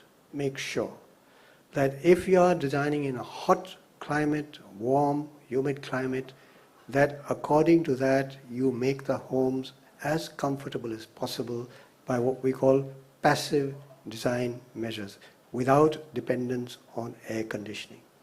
That's the first requirement. Second requirement is make sure that the environment around the home, as you step out of your home, as you go in and around the building, as you go out of the building and between buildings, these are also designed as, I call them, habitable spaces. It's not outside, it's not no man's land. It is still home. I'll say, you must make those places homes. And we're going to see a project like that, in a little while, which is, Bhavya, you're responsible for that partly.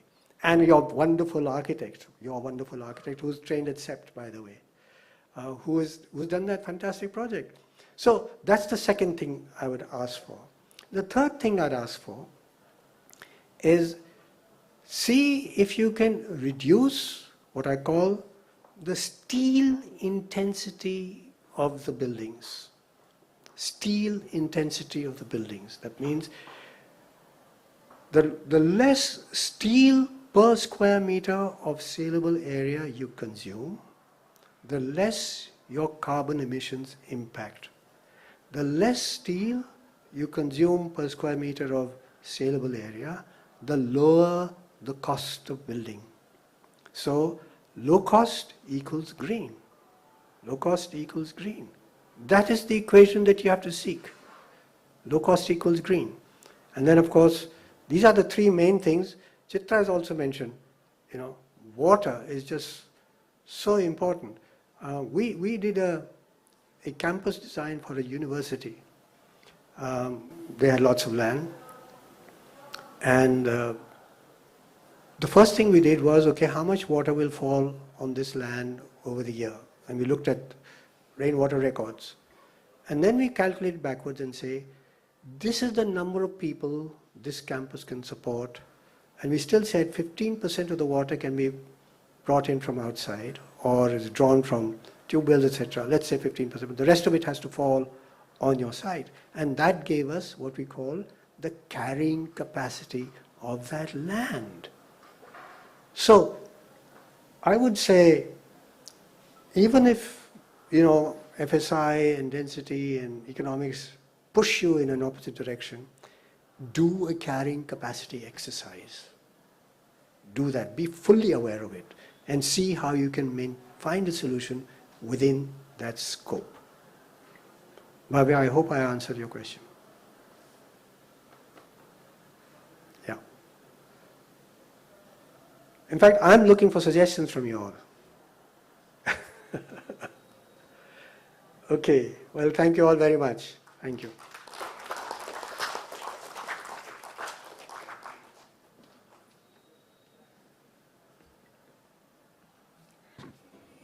Thank you, Ashok sir, for the enriching session on what actually is the demand of the buyer from the developers and how they actually want a habitable space with the community spaces, not just a 15 or 20 floor story building for themselves. So after the session, we would like to take a short break of 10 minutes. The tea is outside. You can all go take a look at the material display that we have put for you.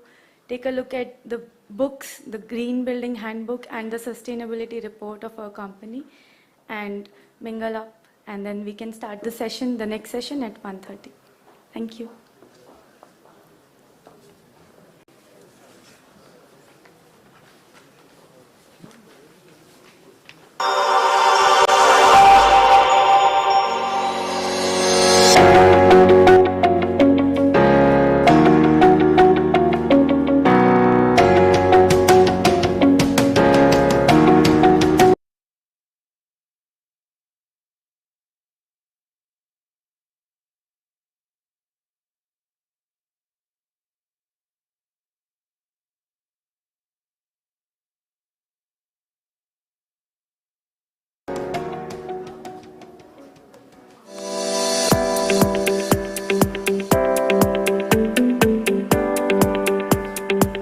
Nothing can be achieved at scale unless there is a financial ecosystem to support the cause. Otherwise, we can have discussions in this part of beautiful Delhi. So we are sure that deliberations of today will become strategies of tomorrow, which eventually will become the norm in the future. Building a book is damn easy. Constructing 5 projects and completing and delivering is damn easy. But are you building an institution in itself that yes, people will look up to? That today you are there, if there is a particular brand house on demand today, that after 30 years in demand will remain because you have created the value for your brand.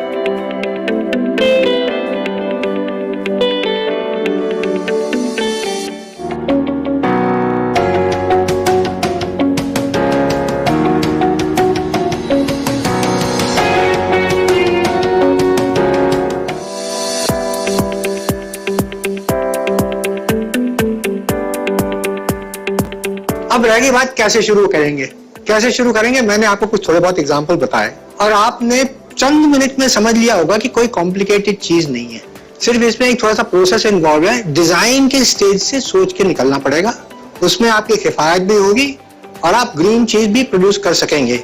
और अगर उसको आप systematically करेंगे तो सेजल जी हैं यहाँ पे और हमारे बड़े सारे ये IIFL की हैंड होल्डिंग टीम यहाँ बैठी हुई है, ये आपको सर्टिफिकेट लेके दे देंगे, फिर आपका फाइनेंस भी फायदेमंद होगा।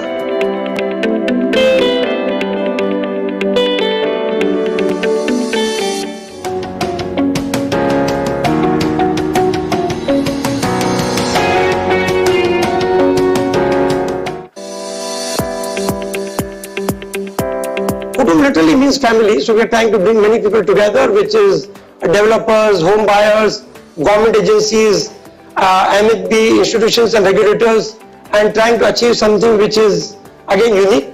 How you can make affordable houses which are still sustainable. For increasing the awareness that a greenhouse is not pinching your pocket. This is going to pay you back in long run. This is beneficial in the long run. Taking a stride forward to say affordable is no longer something a taboo. It's a place where you can stay respectfully, honorably, and with your self-respect right up there. So I think waves of change are there.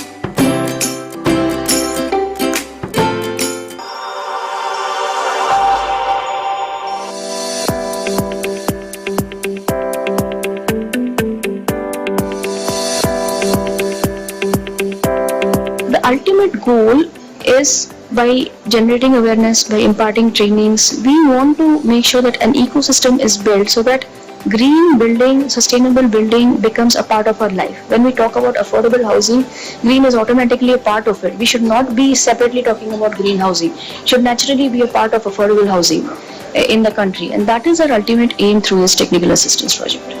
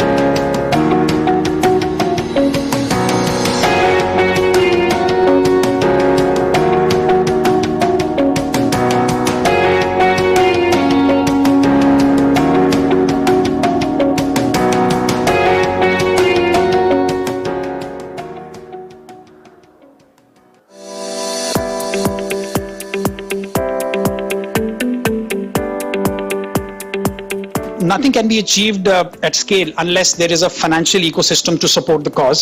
Otherwise, we can have discussions in this part of beautiful Delhi. So we are sure that deliberations of today will become strategies of tomorrow, which eventually will become the norm in the future. Building a book is damn easy. Constructing 5 projects and completing and delivering is damn easy. But are you building an institution in itself that yes, people will look up to? That today you are there, if there is a particular brand house on demand today, that after 30 years same demand will remain because you have created that value for your brand.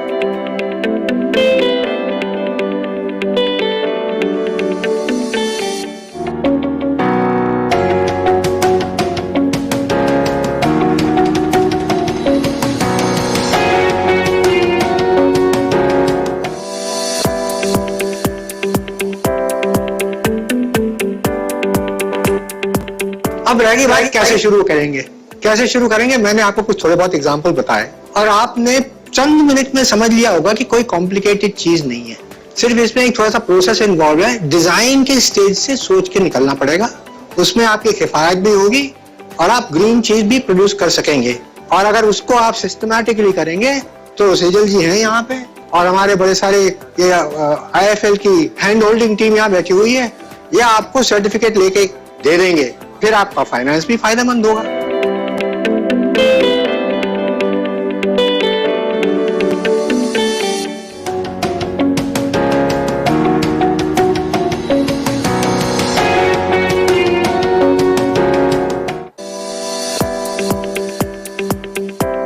Kutumb literally means family, so we are trying to bring many people together, which is developers, home buyers, government agencies, MHB institutions and regulators, and trying to achieve something which is again unique.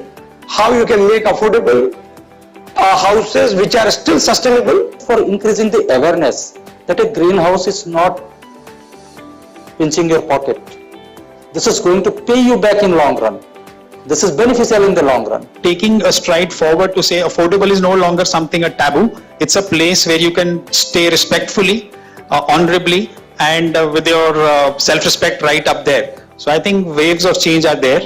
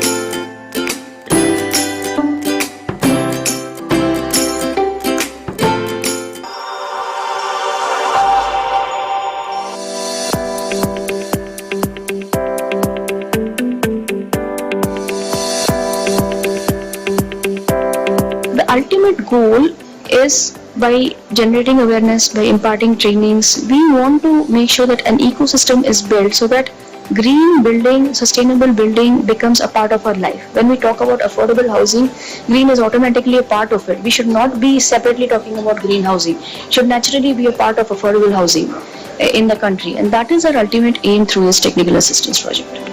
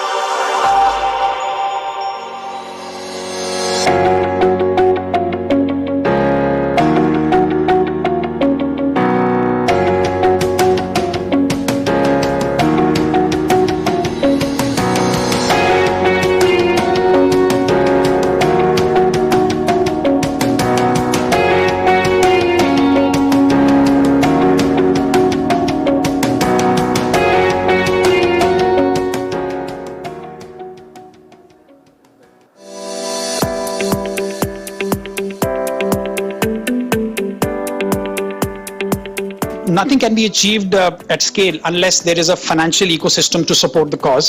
Otherwise, we can have discussions in this part of beautiful Delhi. So we are sure the deliberations of today will become strategies of tomorrow, which eventually will become the norm in the future. Building a book is damn easy. Constructing 5 projects and completing and delivering is damn easy. But are you building an institution in itself that yes, people will look up to? That today you are there, if there is a particular brand house on demand today, that after 30 years same demand will remain because you have created that value for your brand.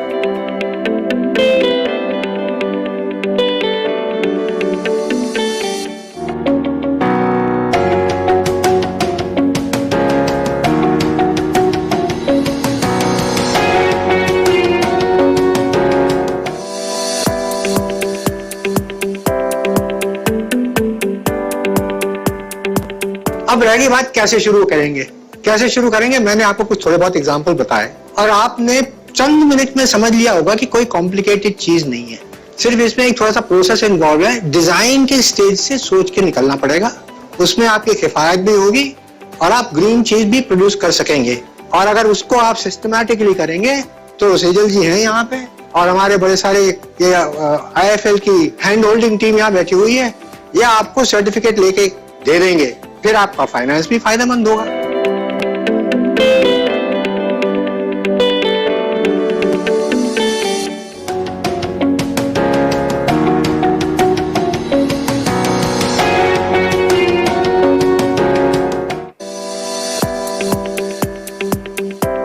Kutumb literally means family, so we are trying to bring many people together, which is developers, home buyers, government agencies, MHB institutions and regulators, and trying to achieve something which is again unique. How you can make affordable houses which are still sustainable. For increasing the awareness that a greenhouse is not pinching your pocket. This is going to pay you back in long run. This is beneficial in the long run. Taking a stride forward to say affordable is no longer something a taboo. It's a place where you can stay respectfully, honorably, and with your self-respect right up there. So I think waves of change are there.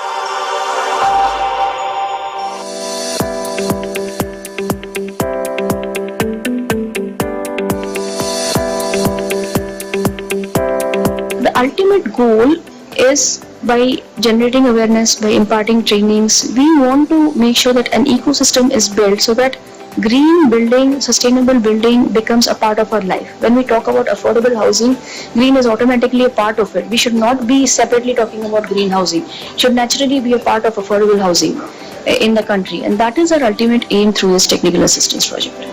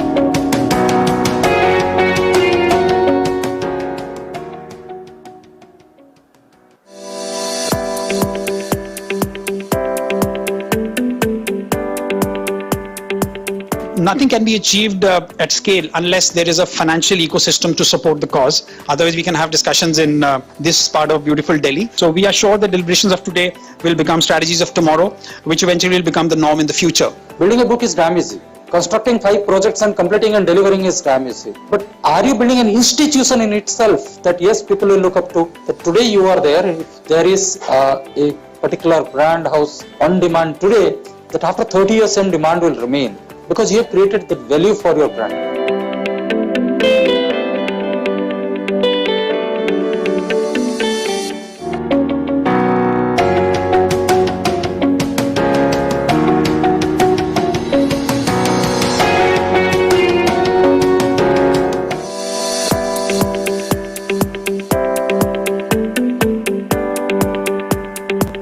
अब रह गई बात कैसे शुरू करेंगे मैंने आपको कुछ थोड़े बहुत एग्जांपल बताए और आपने चंद मिनट में समझ लिया होगा कि कोई कॉम्प्लिकेटेड चीज नहीं है, सिर्फ इसमें एक थोड़ा सा प्रोसेस इन्वॉल्व है। डिजाइन के स्टेज से सोच के निकलना पड़ेगा, उसमें आपकी किफायत भी होगी और आप ग्रीन चीज भी प्रोड्यूस कर सकेंगे। और अगर उसको आप सिस्टमैटिकली करेंगे तो सेजल जी हैं यहाँ पे और हमारे बड़े सारे ये IIFL की हैंड होल्डिंग टीम यहाँ बैठी हुई है, ये आपको सर्टिफिकेट लेके दे देंगे, फिर आपका फाइनेंस भी फायदेमंद होगा।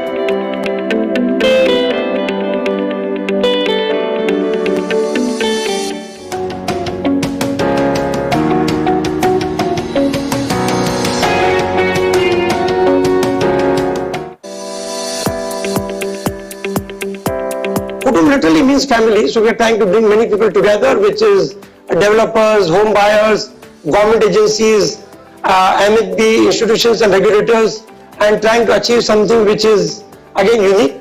How you can make affordable houses which are still sustainable. For increasing the awareness that a greenhouse is not pinching your pocket. This is going to pay you back in long run. This is beneficial in the long run. Taking a stride forward to say affordable is no longer something a taboo. It's a place where you can stay respectfully, honorably, and with your self-respect right up there. So I think waves of change are there.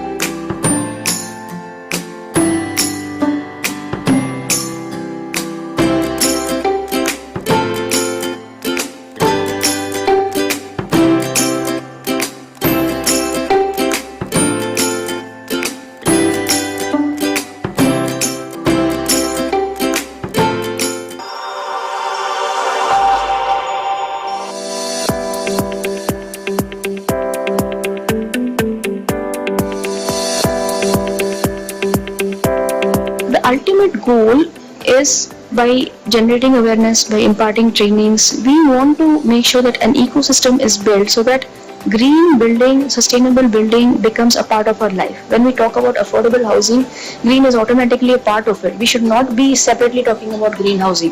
It should naturally be a part of affordable housing in the country. And that is our ultimate aim through this technical assistance project.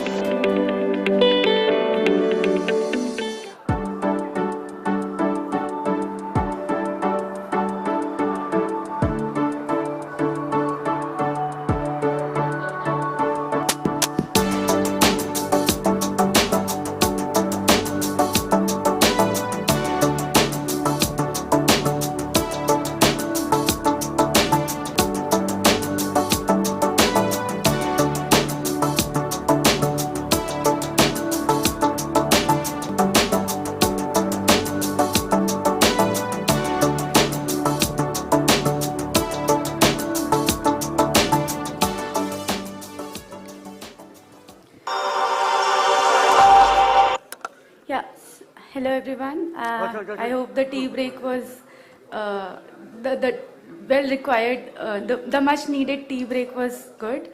So let's again start the session. And at the beginning of this Kutumb introductory session, I told you about our collaboration with Asian Development Bank. And we have two short video clips from the ADB team. One from Ms. Susan, who is the unit head at ADB, and another from Ms. Ogju, the climate specialist at ADB, who would like to share their thoughts on this program. So can we play the videos, please? We chose IIFL Home Finance to work within this sector and to provide them with all of this support. First and foremost, it's because of IIFL Home Finance's remarkable vision and leadership, having decided as a pioneer already some years ago to show the market that it's possible to provide affordable housing in India that's also green certified.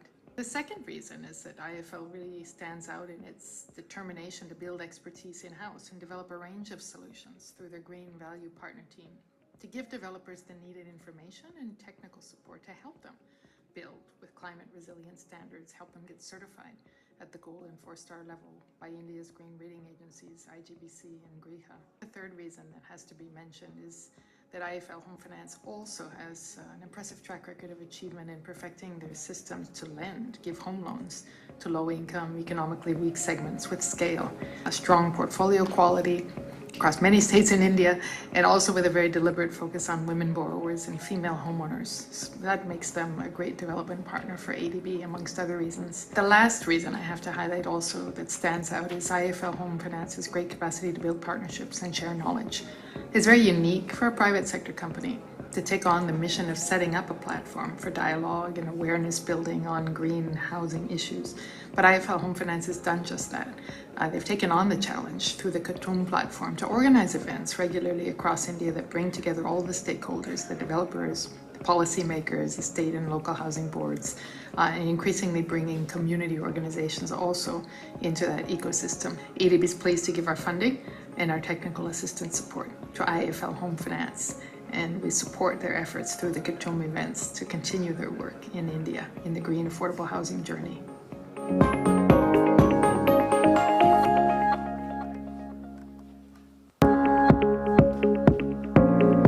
The Urban Climate Change Regional Trust Fund supports developing cities in Asia to reduce the risk from climate change and disasters.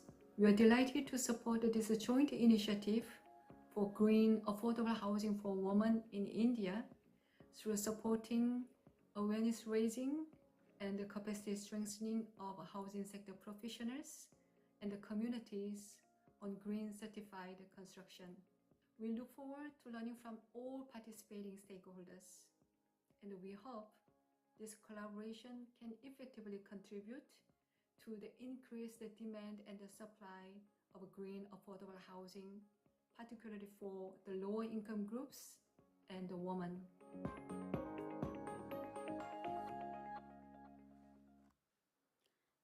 With this, now we have come to our next session, and I introduce our next speaker, Mr. Somadeep De, Senior Investment Officer at Asian Development Bank, to talk about the green financing options that are available for construction of housing in Indian scenario.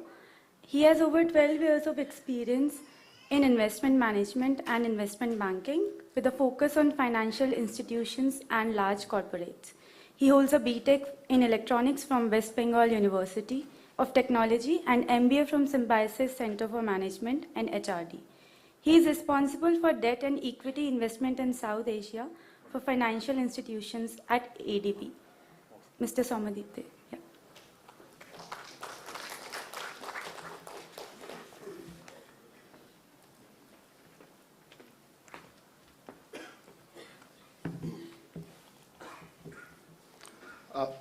Thank you, Anshuma. Thank you for providing the opportunity. As Anshuma gave my introduction, I am part of the financial institutions team at ADB. As an organization, ADB, we focus on supporting some of the sustainable development goals of United Nations. Under this sustainable development goals, some have become high priority for us. Climate change is one of them, and the other is financial inclusion. So affordable housing finance and supporting green affordable housing finance is one such segment through which we can propagate these two important SDG targets which UN has taken up, as well as it is part of our strategy as an organization, as part of our overall strategy 2030 project. In India, we have emphasis on affordable housing to support financial inclusion, because there was a clear unmet demand in that segment with rapid urbanization that is happening. And that is where you see questions coming in where, despite a 4-story building being more sustainable, whether that is possible in a 37-story building or a 20-story building. That's because of the pressure on the cities that is there and the rapid urbanization that our country is going through. And in this rapid urbanization, most of the people who are coming in are actually coming in from the villages, and whose affordability is not what is to buy apartments in tall towers which have very high land cost, because there is a higher FSI, as Mr. Lal mentioned, and those towers are also designed in a way to cater to a certain higher segment of people. And affordable housing, by ADB pushing this through financial institutions like IIFL, will ensure that the fund reaches both on the supply side and the demand side. On the supply side, it will go to the developers and builders like yourselves, where you will be provided not only normal loan which IIFL would have provided you. We have actually provided IIFL a concessional tranche along with our normal loan, where we expect IIFL, and we have mandated it to them as part of our agreement, to pass on the cost benefits that is coming there to all the developers, so that you are encouraged not only to build affordable housing, but to build green affordable housing.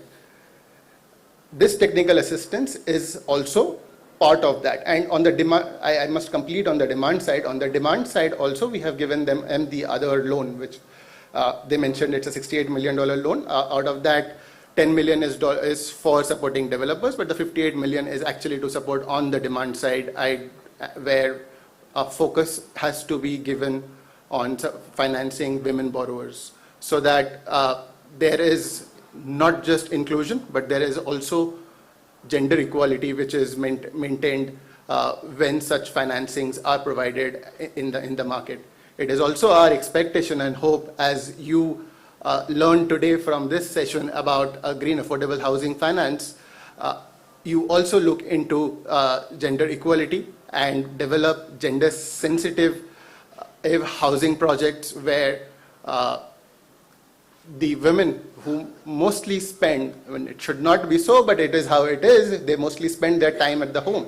And it is important that their needs, their living conditions are provided exactly by helping people get piped gas instead of LPG. That helps.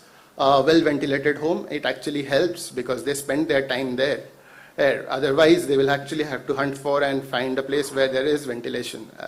Go down when you still don't have places everywhere around. So these are the reasons what we are trying to promote through our financing to IIFL and as part of this project. But I would also like to take this opportunity to highlight some of the important areas that is emerging in today's market for financing, large-scale financing that is going to come into the market, and how the financing scenario is going to pan out going forward in the country, because all of you are accessing financing from banks for your projects. And for that purpose, recently in July 2022, RBI has come out with a discussion paper which says that the banks should focus on developing a portfolio of climate-friendly and sustainable investments.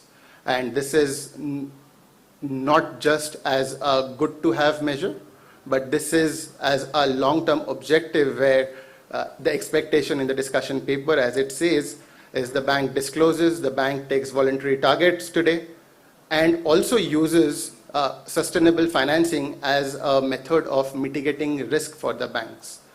So as we go forward, as this discussion papers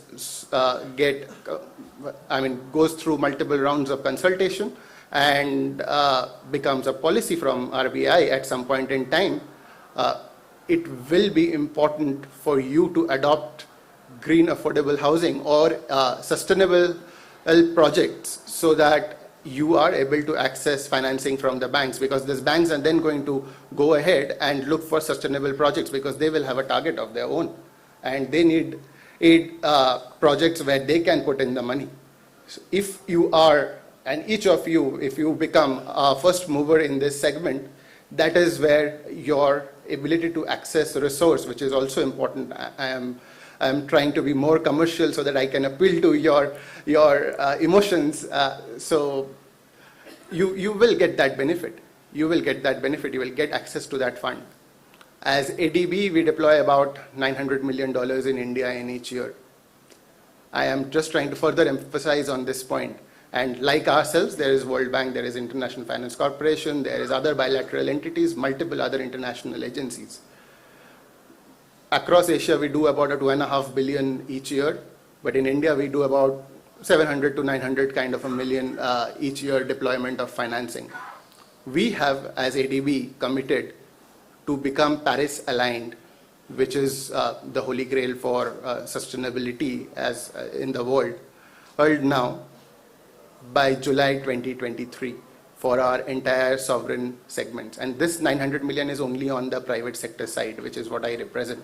There is also a government sovereign side where through government channels, the fund is being pushed into the ecosystem. That's very large. That's about 5 or 6 billion in each year of investment that goes through that channel. All of these has to be Paris aligned. And when we say it has to be Paris aligned, which essentially means all of you will have to have projects which are sustainable, or you are making efforts to achieve sustainability in the long run. And when such pool of financing and such large pool of financing coming into the market with such targets, it will be important and it will be necessary for you to adopt green in all your projects.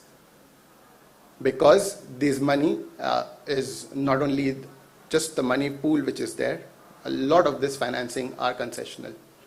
That has its benefits, because that will, for some of you who is skeptical about whether this will help in achieving certain amount of profitability that your normal projects were providing you, probably this concessional financing will help you take that first leap of faith where you will know that I have this cushion because my interest rate on these loans is slightly lower, or I have this another benefit which is coming to me. And then you will be able to do that first project. And once you do that, and we are absolutely certain, because there is a number of examples that is there in the world, that such investments are profitable. I was looking into some reports which says that even from a buyer's point of view, within 8 years, even if they pay slightly higher for a green housing, there is, within 8 years, they get the payback. 8 years is not a long time for a house. We buy it to live 15 to 20 years. So hence, focus on doing more green affordable housing finances. Players like IIFL, who have taken a great stride in this area by having a concept of green value partners, where they are not only providing financing, but they are also assisting in the overall ecosystem. Reach out to these people, and there are many more in the market. I mean, we know that there are other housing finance companies who are also trying to go into this path, because players like us, when we are financing them and we are nudging them towards that direction, there will be more such opportunities that will be available for you in the market. Take those opportunities, build affordable houses, build sustainable affordable houses, and help the whole world achieves the overall goals which is there, which the world has taken as part of the commitment, and to make the world more livable, to make the reduce carbon dioxide emission, GHG emission reductions targets. And as a country, we have also taken such targets to become net zero on carbon by 2050. And when this is a national target, you can also imagine that at some point in time, this will be enforced on people rather than the nudging which is happening now. So take that path, and I will leave you with that thought. Thank you.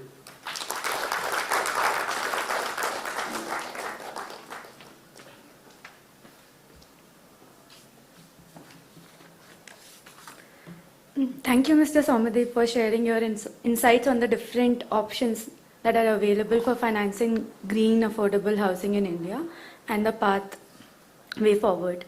Now, I would like to invite Mr. Bobby Thomas, National Business Manager at IIFL Home Finance, to talk about the funding line from ADB for financing green and affordable housing in India.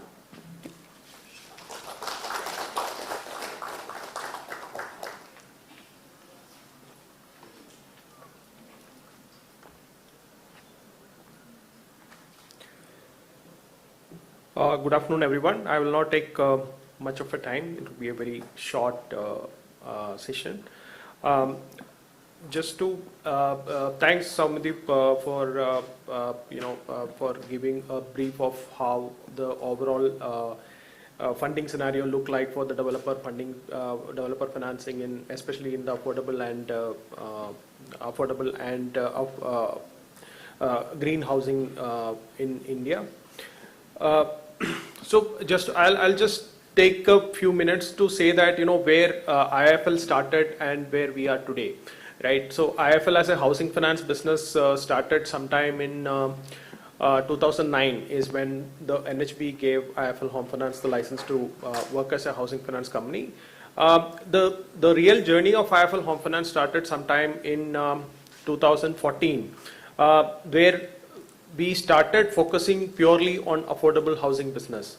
Today, if you look at the affordable, if you look at as per the earlier presentation, you would have seen that in December 2021, our book were somewhere in the 20,000 crore was the housing loan book size, which is grown to close to 25,000 crore today. And if you look at the average ticket size, I'm proud to say that our average ticket size is nothing more than 16 lakh rupees, right?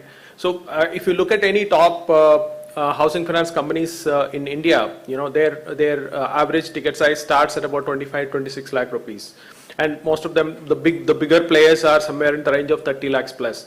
That means when those companies are financing housing units which are in the range of, say, if somebody is availing a 30 lakhs housing loan, they will be funding a house of, say, 35-36 lakh rupees, whereas if we are talking about an average ticket size of 16 lakh rupees, so most of our customers will be buying a house of maybe average unit price of, say, 18 lakhs or 20 lakh rupees. So that's the kind of level we have gone. And also in the technology side, a lot of people talk about technology implementation. Even you talk to any housing finance company today, they all talk about technology implementation. But most of these big players who are talking about technology, they are talking about giving it to salaried guy who's, because we are in Bangalore, let's say somebody who's working in a Wipro or an Infosys, and it's very easy to implement technology in that kind of businesses, because you have a proper salary slip, you feed it into the system, and system will tell you how much you are eligible. But when you go to the lower strata of the society, somebody who's working in a, let's say somebody who's working in a stationery shop and getting a cash salary of 20,000 rupees, or somebody who's running a tea shop and earning a daily income of, say, 1,000 rupees. So it's not easy for somebody to design a product or a system which can actually assess that person's income and give him an home loan eligibility in just 20-25 minutes. So that's what we have achieved, and that is where we say that when we talk about technology, and that will, that will help in the developers also, right? Today, a lot of times I have seen because we manage affordable housing finance, and I keep meeting developers who develop projects in 15 lakh, 20 lakh rupees. Today we are talking about even 15 lakh, 20 lakhs unit projects, even in suburbs of Mumbai. We are talking about those ticket sizes. And the biggest challenge a developer faces is a lot of times when a customer who's working in a smaller shop comes in and he doesn't know whether this particular person, even if I give him a booking of this unit, whether he will get a 18 lakh or 15 lakhs or 10 lakh rupees of loan, because his income is not recognized by a lot of people, a lot of financial institutions in this company. That is where our real feat is, because we have we have the app and we have the backend, we have process, wherein even for us, somebody who's working in a proprietorship firm for a salary of 15,000 or 20,000 rupees, that guy will be able to get his income assessed in half an hour or 45 minutes and see that whether this guy is eligible for a loan or not. That's what our real achievement in technology development is. And now, coming to even during, we have always seen that how the housing cycle has been, right? So developers will know housing cycles. I mean, it was till 2014-15, from the last recession of 2008 to 2014-15, the market was really booming, and then the market suddenly started coming down, and into post-COVID again it has started picking up. But one thing which we have seen even during all this 10 years is that there was not much of a real change in the demand scenario for affordable housing. That is because the affordable housing demand is not really investor driven. Most of it is demand driven. And we all know that there is a shortage of housing in India, and because of that, we all know that the demand for affordable housing will continue to grow.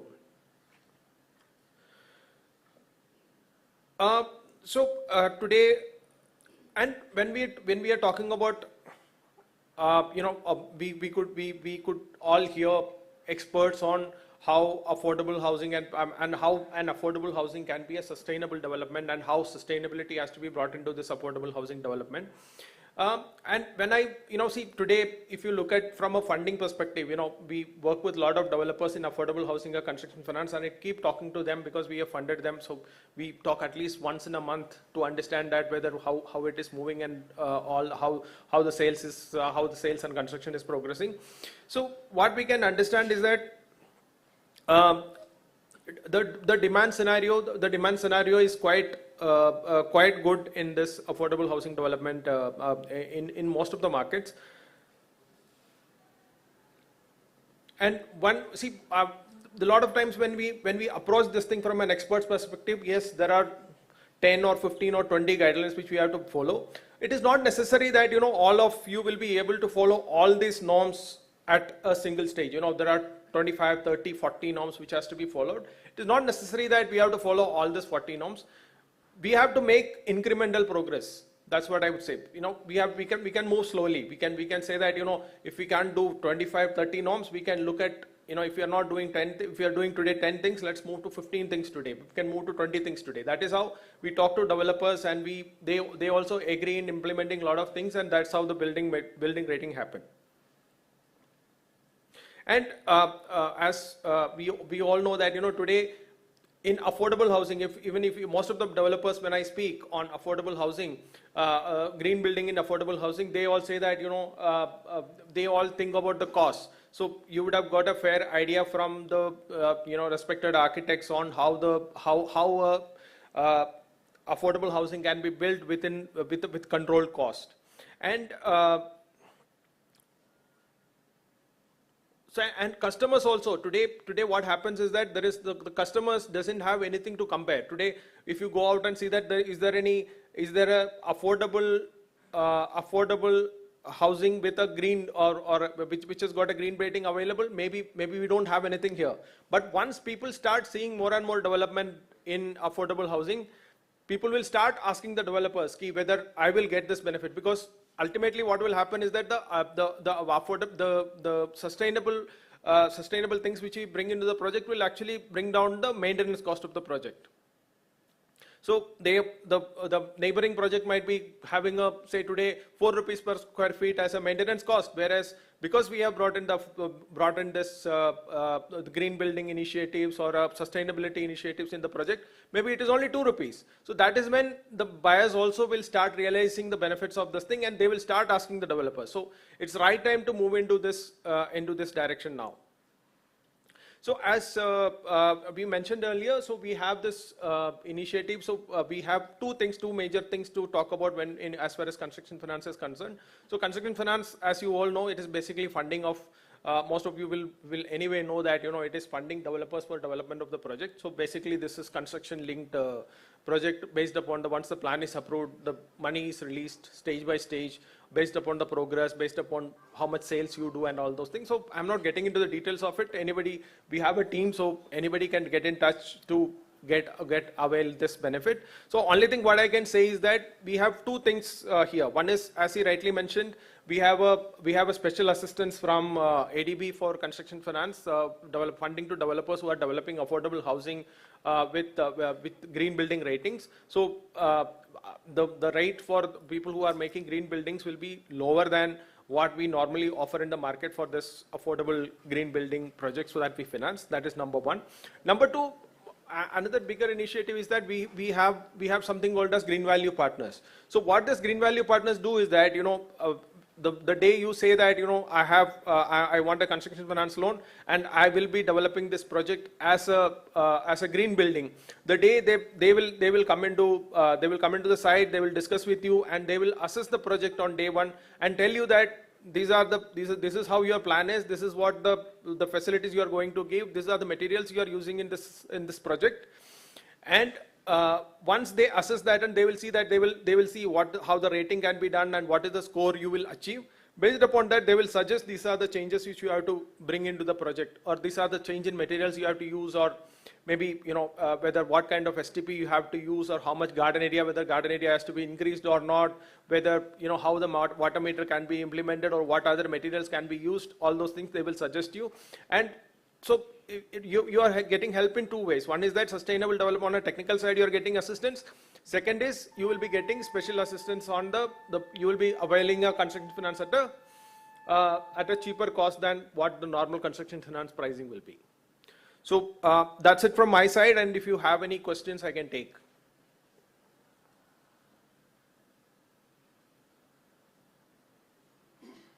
Yeah, thank you so much.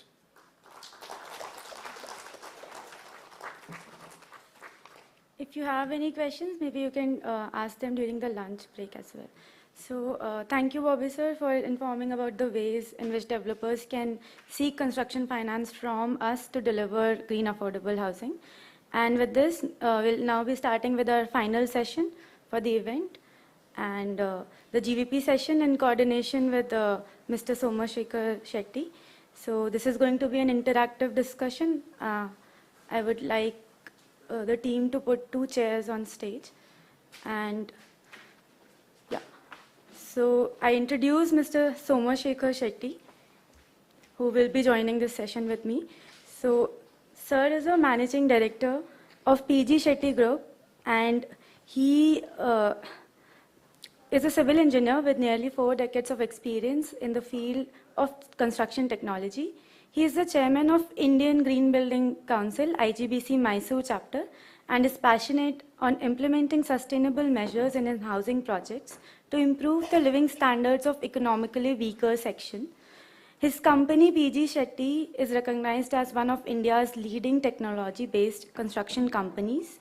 He is also an awardee of Prime Minister's Award for implementation of the best cost-effective housing technology in India for the project at Mysore for slum dwellers. Mr. Somashekar Shetty, sir, please.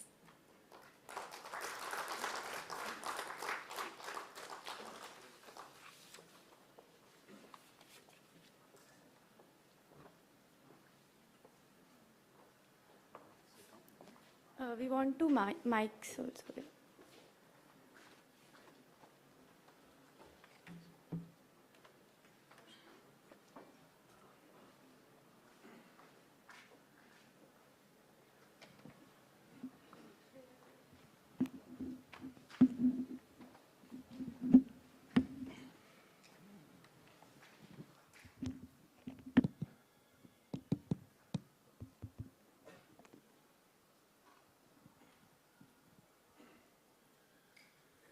Can we have the presentation?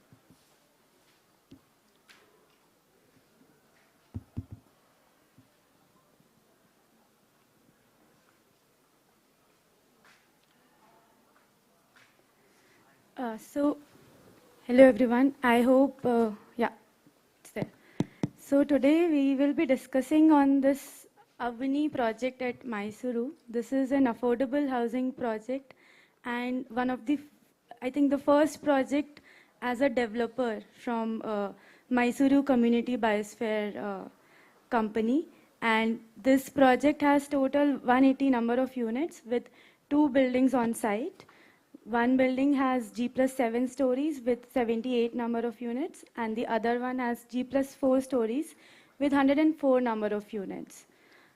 So now starting the discussion, my first question, sir, is on the transition from being a contractor to developer. So how did this transition happen, and what is the role of sustainability during this whole transition? Very good afternoon.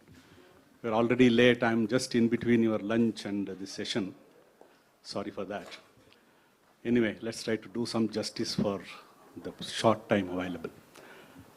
Well, my presence here today, it's because of my experience in trying to deliver these affordable housing, probably starting at about 2.2 lakhs a unit of about 400 square foot way back in 2010 to almost till 2018. We went up to 17 lakhs for a 3-bedroom house, 2-bedroom house of about 1,100 square foot. We must have delivered more than 3,000 to 4,000 houses in this sector. And everything has happened only by use of technology. It is that journey which made me to start off thinking when we can start delivering houses at 2 lakhs, 3 lakhs, 7.5 lakhs in Bangalore, 11 lakhs, moved on to till 17 lakhs. I was always comparing this cost to the cost being offered by developers. We were only contractors. I'm basically a construction technologist. So there used to be a large gap in whatever we call as an affordable housing, which comes to the public sector and which is being offered by developers. And I started thinking, why should we not have our own development project where the complete experience what we have gathered in delivering these houses, not just delivering ourselves, I also helped nearly about more than 8,000 to 10,000 houses for other developers in other states and Bangalore also to deliver these affordable houses. Again, everything was for the government sector. And this affordable housing is a term which is very new. Of late it is being used. We used to call it as low-cost housing before, low-cost technologies. No more, it is low-cost housing and low-cost technologies, all cost-effective technologies nowadays. And that is the reason why we started thinking of this. It is not just creating a house with a low capex. It is very important to see that you have a low OPEX also. Operating costs have to be very, very low. That is most important approach for an affordable housing. We have been talking about nearly a decade on creating affordable housing, but still, in my knowledge, a lot of developers are not coming forward to this creation of affordable housing. There are so many reasons for that.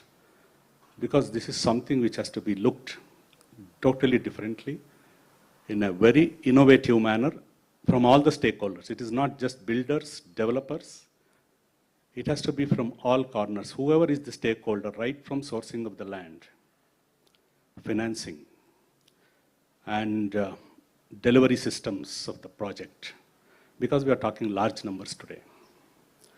And finally, the cost at which we deliver. There is a lot of misnomers and understanding why it is not being really delivered to the needy people. We have developers, still we have stocks which are unsold today.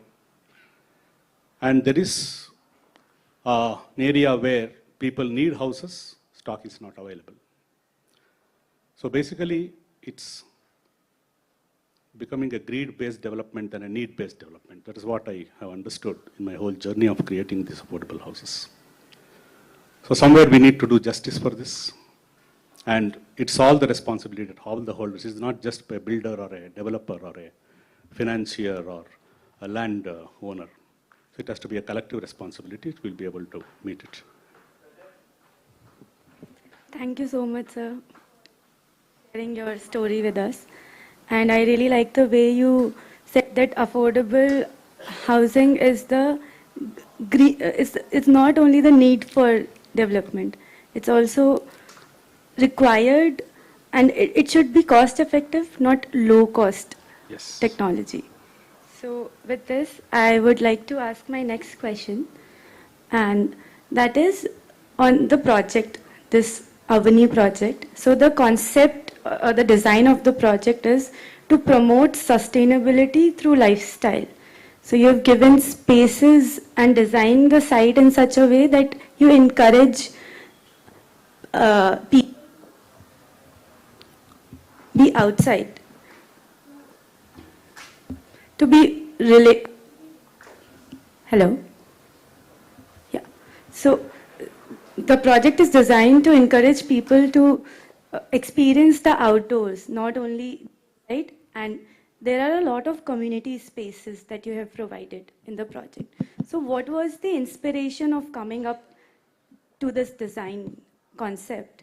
And also if you can highlight few of the design features. See, since it's an affordable housing project, basically we started with the concept of approach to project itself. It could be architectural design or structural design. Cost plays a major role because we need to bring affordability in spite of giving the best of the quality and the best of the delivery time. So basically we wanted to bring down the cost of structure, as Ashok Lal sir was telling. We just made a combination of not a high-rise building, a building which is below 15 meters. So basically, when you go for buildings with below 15 meters, lot of advantage as far as the cost. And when you don't go for basements for car parking, again, lot of invited troubles are avoided. We did not go for any basements. It is all stilt parking, and plus 4 floors are there in one of the building with 100 units, and 6 floors are there in buildings, other units. Absolutely no basement. It's only stilt. That is one first approach for the cost, because being builders, we knew where exactly the cost goes into construction. And of course, when it goes beyond 15 meters, the fire rating will come, the operation systems, everything goes up. And second thing, to have the least footprint of the entire building on a given area. You may not believe we have achieved around 39% of the footprint, and nearly about 60+% we have left as an open area. So that our intention was to create, it is not just the indoor space, it's the outdoor space also, which is most important for community activities. Like we lived in a house, unless we bring that community sense in these projects, it can no longer be a community-oriented design approach. So we did that so that we created everything. Intentionally, we avoided 2 important things in this project, is having a swimming pool and having any kind of gym or other things which are air-conditioned. The concept is very clear. These things will add on to your capex tomorrow. It is for just the status symbol you need to have, but these things will add to the capex. So that we consciously took a decision not to have these things. If people really prefer, after buying these houses, they can always be an area where they can give the membership, have all these luxuries. But we took care to see that all the outdoor activities, it could be outdoor gym, outdoor walking, anything, cycling, all these tracks are taken care in the project. And this has been the first approach on construction issue. And also, for a given super built up area, the carpet area which is being offered is more than 10 to 15%. It is because of technology. See, our walls are not more than 5 inches thickness when it is G plus 4, and it is not more than 6 inches, that is 150 mm thickness when it is G plus 7, G plus 8. At least G plus 7 can be done. So these are some of the things which will give a value addition by bringing more carpet area for a given footprint, and also it will occupy less footprint so that you have more open area. This is also one of the approach for the design of this building. Beyond this, we thought of sustainability. How do we make it? Basically, we addressed the requirement, the demands which is created maybe for the energy. It's a demand which is created, water which is the demand created by the project. And nowadays, good air, good living condition is also very important. There are good light and ventilation was our primary aspect. Our very clear concept is the green aspect has to come by way of design. Architect's role is very, very, very important. It is not inviting problem by putting a window on the west and then trying to put a glass which receives less heat into the building. That is the way buildings are being designed today. We invite problem and try to solve it and end up with huge cost of maintenance, which should not be there. A good architect will really understand, and I was really bent upon to see that a building has to be designed without using AC. None of our MEP consultant gave us the idea how it can be done. I know it is possible. I know it is very much possible by having just drag of air into the building. It's a forced air drag into the building. It can be done, but still we are working on that. So apart from that, the first time we introduced this roof to be covered with complete solar panels. So two things we achieved. The direct heat getting onto the roof is completely avoided by having a secondary layer of roof, what is shared by Lal Saab. So that receives the heat, it converts into energy. I wanted to do 100% generation of power, but cost constraints, we just confined ourselves for 30 to 35% generation, where the entire common area is completely taken care by the power generated in the project. That's one sustainability. And almost for the flush tanks, as she was sharing, nearly 30-35 liters of water is required. Entire flush tank is a recycled water. So by collecting rainwater, at least 50 to 60% of the water requirement of the project has been reduced by these initiatives. So there is water is taken care, energy is taken care, and we have given piped gas. Normally piped gas ends at your kitchen. But for the first time, we have taken that gas lines into bathrooms. Both the bathrooms, we have given a gas-fed geyser, which is common. The advantage with this is the power, the infrastructure and the power has been cut down. I was very clear that per house, it should not go more than 1 kilowatt. But unfortunately, we could not end up doing that due to many reasons. Finally, we ended up with 2 kilowatts, taking everything into account, even the AC into account. Everything, whatever they need, the washing machines, gadgets, everything we calculated. And this gave me a big leap in, this saves again on the power infrastructure. See, increasing the power is easy. Its infrastructure is going to cost you a hell of a lot of money. We have done that. And almost it's like, say, if you are talking about 3 rupees a square foot of maintenance cost, we are planning to have it at 2 rupees. At least some 30-40% cut down in the maintenance cost. The similar house and affordability, in my understanding, I have traveled all in other countries and I have understood what is social housing, what they call. If you want to make the housing affordable, the first thing is the contribution of the land towards the project, toward the product, cannot be more than 10 to 15% of the product. You can never achieve an affordable housing project if the land cost is more than 10 to 15%, which is being grossly neglected by the entire community of people talking about affordable housing, which we are not going to achieve. The government has made a benchmark of 45 lakhs, 35 lakhs, 25 lakhs houses.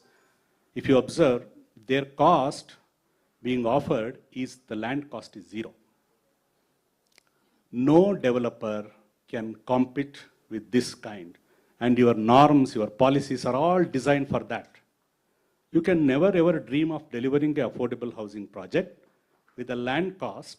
If you get into joint venture, God only knows, it is impossible, forget it. Even if you want to buy a land and deliver it, it's a challenge. So the challenges are too much in creating an affordable housing. We have been talking since a decade, but still we have not been able to achieve this. It just remains within these four walls if we don't seriously address this. Wherever you build an affordable housing, it is the government commitment to see that the infrastructure is provided for that. Because you have to go out and build it. The road has to be there, the communication system has to be there, power has to be there, water has to be made. These are some of the policy decisions which have to be taken. Otherwise, you cannot make a building an affordable building. These are my sincere inputs for the developers or young people who are very enthusiastic in looking into this affordable housing business. But these are the real facts of affordable housing. I'm not, because I'm telling from grassroots experience what I have experienced in my journey of nearly 4 decades of developing these kind of houses. Yeah, I think in our National Kutumb event also, we discussed these challenges that the developers face, and it has to be addressed. Yeah. It's impossible. Everything has to be innovative. You are designing a building, you will not believe it's a very vital information. If you don't look at a sustainable way of designing structural design, see, to carry a load of 250 kg live load, for us to dwell in, we are creating a structure of dead load of nearly 1,500 to 1,700 kg. This itself is a wrong approach for a sustainable design. That is my understanding as an engineer. Architects have to help in doing that. Your building has to be a lightweight building, first of all. We are creating all nuisance because we are using heavy materials, heavy loads, unnecessarily. To carry a 250 kg of load, you are putting a dead load of 1,700 kg, 2,000 kg sometimes. So where do you see this affordability? The problem lies somewhere and we try to address somewhere. So it's not going to be easy task. Yeah, so we'll later on discuss on the construction technology of the project. But based on the design measures that are incorporated in the project, we also assessed this project for the IGBC rating, and it is targeting gold level rating with 54 points through under the initial assessment that was done by the GBP team, and the project is a part of our GBP initiative. So with this, I would just like to give a brief of the certification process for a project if you get onboarded with the Green Value Partner Initiative at IIFL. So this is a very simple 6 to 7 step process that we have here in IIFL. First, we assess the project on the basis of the design features that are there for different ratings like IGBC, Griha and Edge, and we suggest the design changes that can be done or are feasible at that particular stage of the project. Then to make this collaboration into a legal bound, with a legal bound document, we sign an MOU for the particular project. The next step is to hire a green building consultant, and to make this process easier for the developers, because we have almost more than 200 green building consultants in India right now. We have started this empanelment program with these green building consultants, and all the consultants that are empaneled with IIFL have a standardized scope of work and scope of payment so that it can be easier to work with them. The next step is to register the project with the rating agency, and after that, we go for the project pre-certification. Then during the entire construction stage and the life cycle of the project, we monitor if all those design measures that were claimed during the time of pre-certification are actually met during the time of final certification during the end of the project. This is an example of this MOU document that I was speaking about earlier. I think we also have few copies of MOUs near the green handbook table, on the green handbook table. And this is the list of green building consultants that are impaneled with IIFL. You can see a lot of these consultancies are based out of South. So we have we have taken up consultants from all over India so that the cost of traveling can be reduced for the particular project. And we are in collaboration with IGBC, due to which if the project goes from the Green Value Partner Initiative, the developer gets the discount on registration fees and pre-certification and final certification fees. Now, coming back to the project, sir. So you were talking about how this is the need to reduce the overall load of any of the structure to make it more sustainable. So I would like you to maybe tell about the construction technologies that you have incorporated in this project from your learnings during the time of, being a contractor, working on so many affordable housing projects. Okay, as a builder and a civil engineer, if I have to talk, these civil engineers, it's always a nightmare for them to deliver any project with the kind of design or the passion or the output, whatever they want to, if you want to deliver, it's very difficult because this system itself is a little unorganized. And even 90% of our construction goes in a very, very unorganized way. There is no written script and there is no process which is definite like any IT. So it's whether it is your mistakes, anybody's mistakes, finally the blunt is on the engineers who are involved in the project. It is all because of you don't have any control on these human errors which creeps in during the construction period. So it was always I was looking out for some solution where the human errors intentionally or unintentionally creeping in should be avoided. And technology is the only answer for that. So it's almost 10 years, 12 years back, when we got the order of 1,000 houses to be constructed for the slum dwellers at a cost of about 2.4 lakhs a unit of 400 square foot. And including infrastructure, it's about 3 lakhs. These slum buildings you have been seeing from decades, how pathetically they are being built because nobody cares about it. That's the cost. You have no other way to build it. You have to accept it. The kind of cost you are giving is that. So I was very clear in my mind, they should be given a house which is offered by a best of the international construction technology, best of the quality standard as per the international standards for the slum dwellers, who are the most deprived people. So that day we intervened and brought a technology, monolithic construction. We were the trendsetters in bringing that technology to Karnataka in Mysore. Then now it is being embraced by everybody. Millions of houses have been built. But when people were talking about delivering each casting in 4 days, 5 days, those days we could cast each unit in about 4 units in about 48 hours. So that was the speed we achieved. And then we moved on to precast. These technologies, what it really helps you, there is quality control. There is geometrical quality, which is most important requirement of an architect or anybody or an engineer, which is assured. You can talk in MMs. The tolerance level can be in MMs, not in inches. Normally civil engineers talk in inches. And a control process, less labor involved. It is not just reducing the labor skill sets is also being enhanced and the efficiency of its output is enhanced. So there is efficiency in each stage of the project, which is most important. Otherwise, all our costs, a lot of unforeseen costs. And the last thing and the most important thing, what we neglect in construction is accepting the wastages. You open any books, any codes, any handbooks, 5 to 10% wastage is royally accepted by all engineers. Believe me, when you use technologies, it will be in decimals. It is 0.2, 0.5. We have not experienced more than 0.5% of wastages, either in concrete or in steel.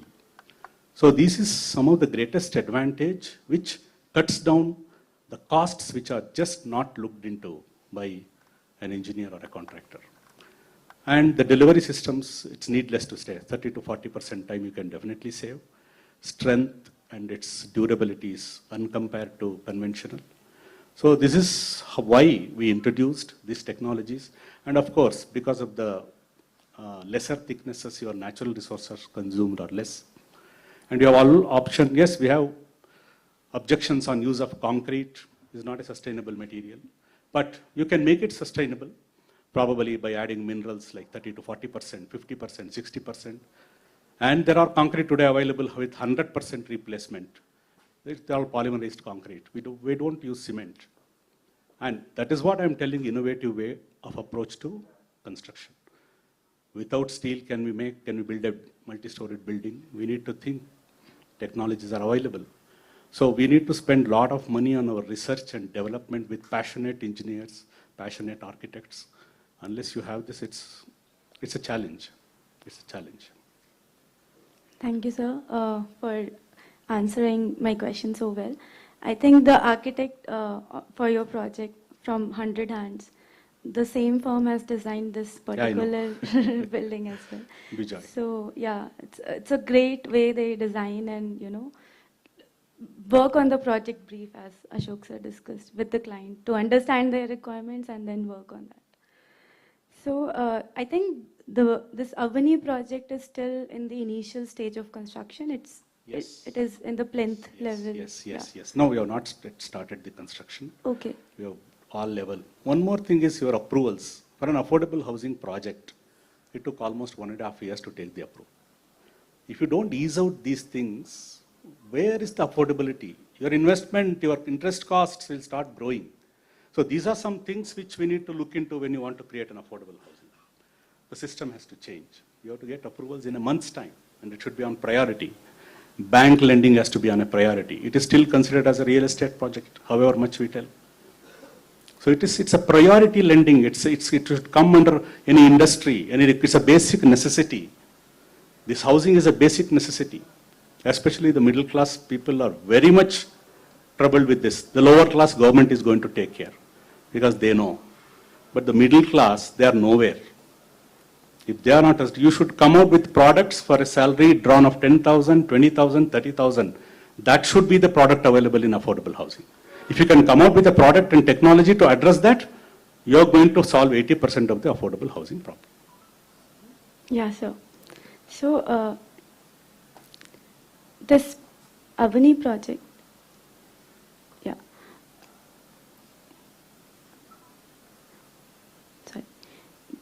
this is under the GVP initiative, and this is one of the projects under management with our program.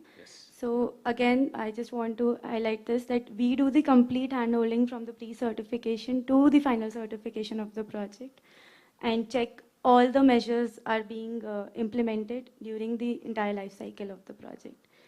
And we discussed about the process and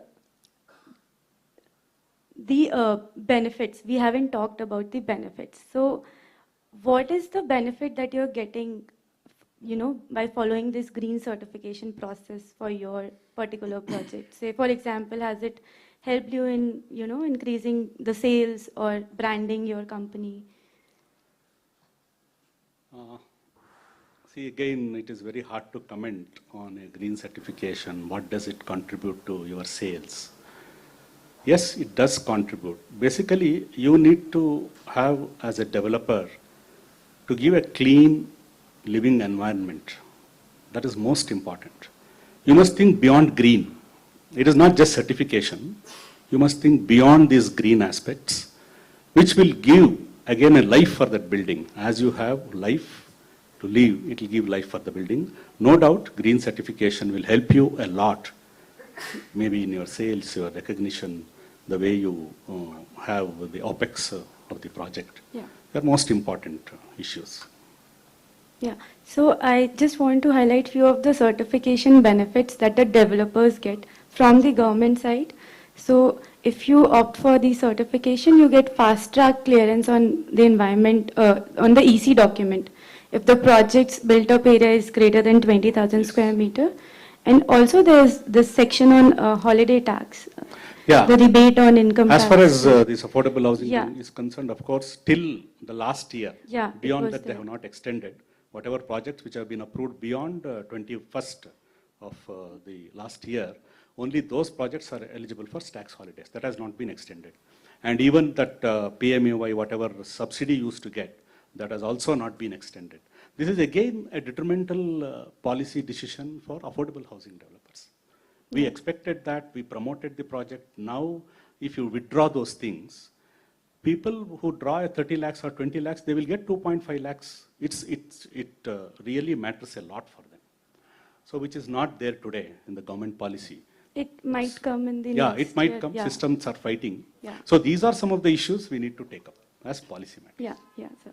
And also some of the states offer the additional FSI benefits to the developer. However, that is not with the case in Karnataka. Karnataka only, I think, supports the installation of solar PV on the rooftop. And there's one Ujala scheme wherein you get subsidy on installing LED lights in the project. Registration fees is something for the Yeah, for the buyer. value registration under 35 lakhs. It is 50% almost registration fee. That is one thing. And of course, GST has continued, which is only 1% for the sale, which is otherwise, at least there is a good benefit. If that also comes, nearly 5-6 lakhs of benefit will be there from the government policy, including the incentive. People should be able to use that. That will actually encourage It has them to come go under for PMAY guidelines. Hopefully it will come. And some of the benefits that IIFL offers to the developers if they opt for green building certification are reduced rate of interest on construction finance.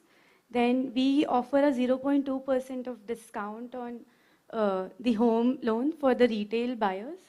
And also we reimburse the cost of certification and consultancy up to pre-certification for a few of the projects.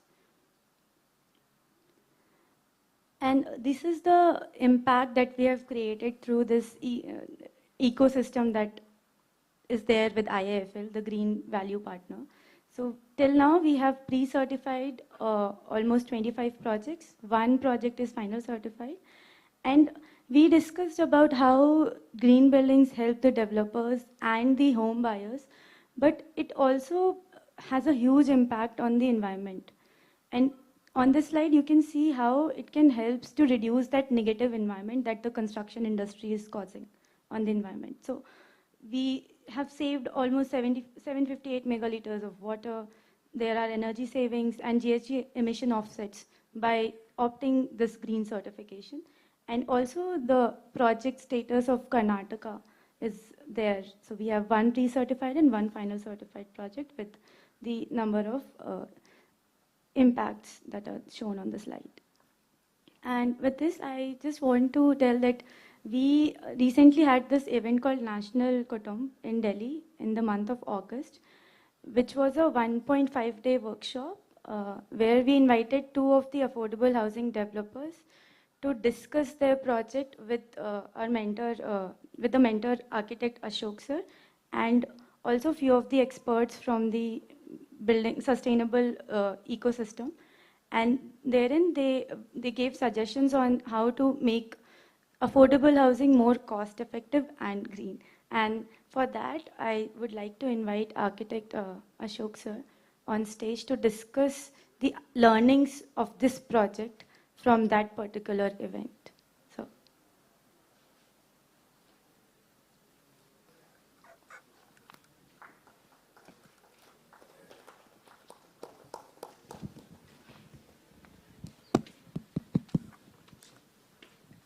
Thank you.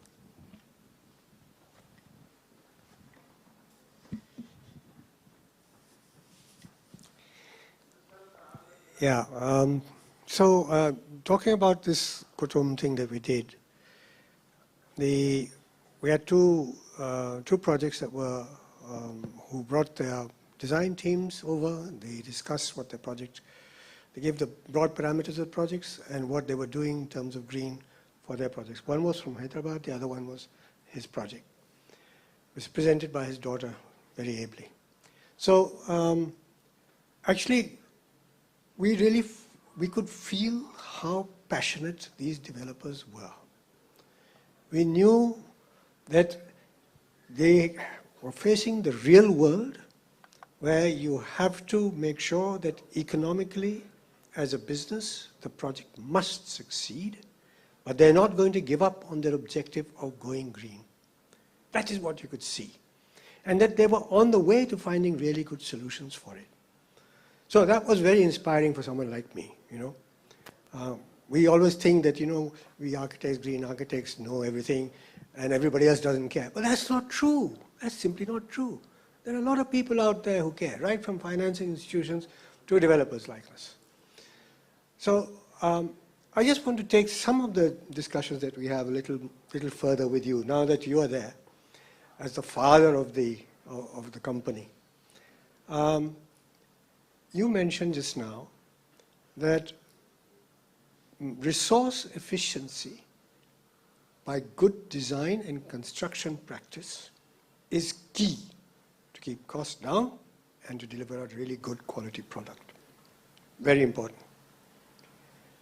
In terms of the environmental impact of the utilization of resource, we were discussing this earlier, consumption of steel is one of the critical factors. In your experience and your expertise as an engineer, would you like to suggest to all our friends that your target of what I call the steel utilization factor, or when we talk about energy, what do you call it?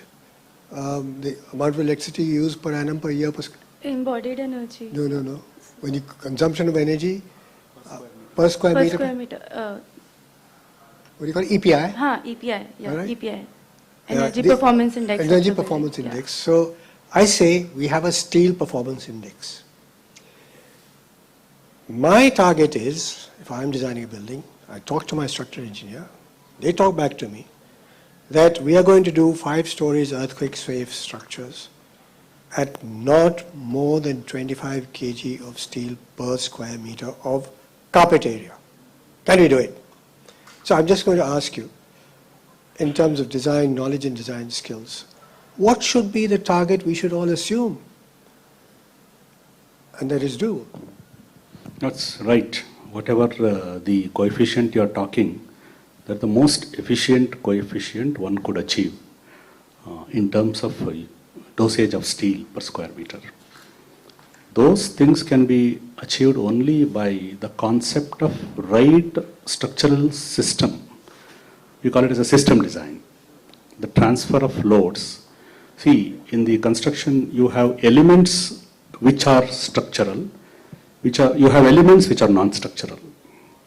And these non-structural elements just adds dead load to the structure. If you can find a mechanism through technologies where even the non-structural elements also receive a part of the load and tries to transfer, that will reduce the consumption of steel in a structure. That's what I have rather experienced in building these monolithic structures. They are the best structures for efficient use of steel in concrete. It could be done in any other sense. It's not just concrete. When you design it in a monolithic way, where every element of a building will add to the structural strength and structural load transfer, that is the most efficient design. Yeah, so as far as the number is concerned, you're going to underline 25 kg. Yes, it's possible. And we have done it. If any structural engineer or any developer is spending more than 25 kg per square meter of the saleable area, they are not doing good enough design. Yeah, you have a question. Yeah. So within a point, there are zones, zone-wise we have earthquake-prone zones. Karnataka comes under zone 2. Whereas we go for Kerala or Tamil Nadu, it goes in zone 3. And IS code stipulations will not allow us to reduce the steel in there.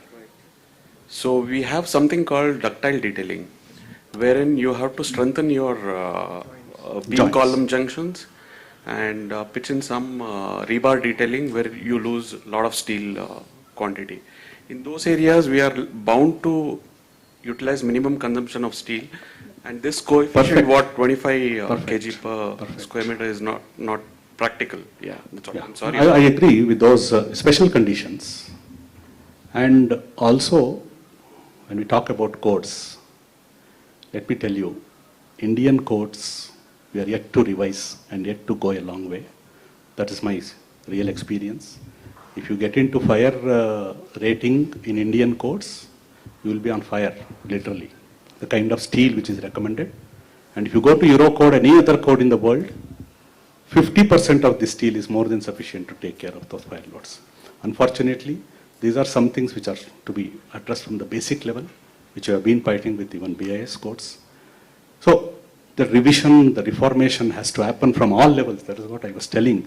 It is not just putting the pressure on a builder or a contractor or an architect or a structural engineer to reduce the steel. Our approach has to be completely innovative. We have to be open in accepting things which are developed and which are performed outside.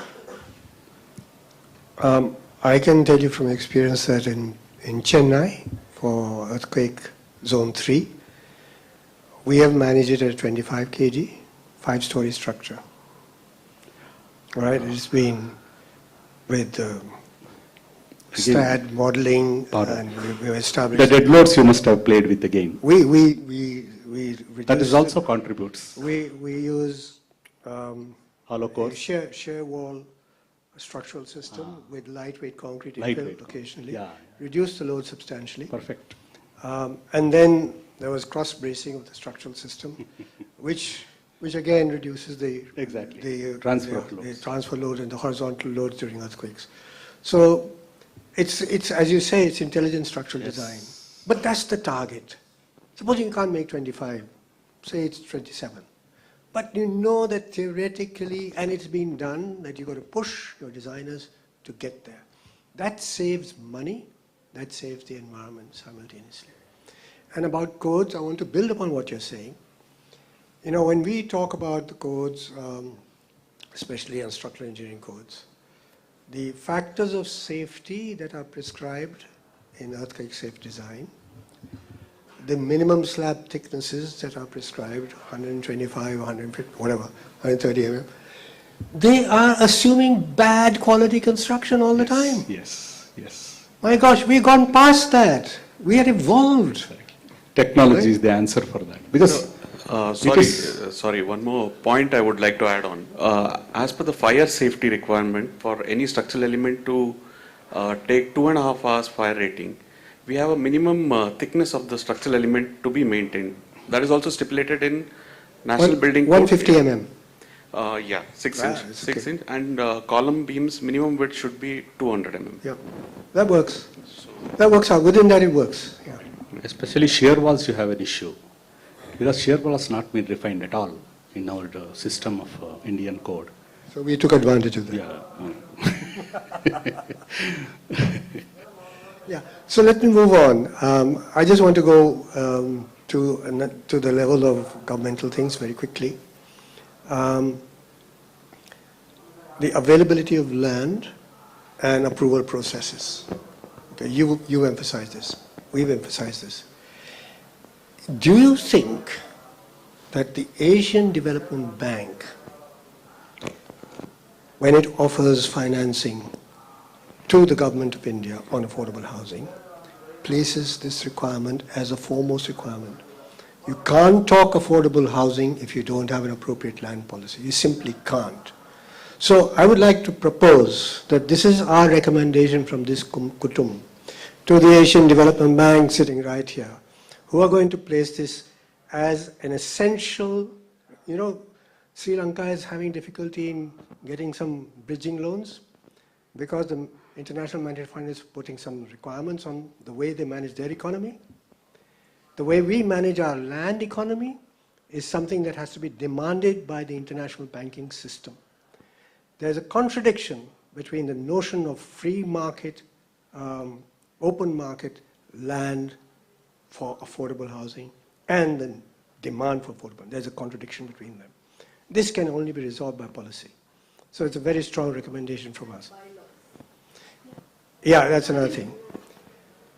There are many bylaws, we talked about this earlier, there are many bylaws which, like fire tender access, minimum width of road. You know, in Maharashtra, it's a funny story.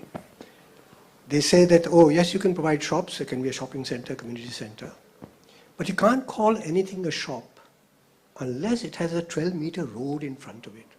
My God, how stupid.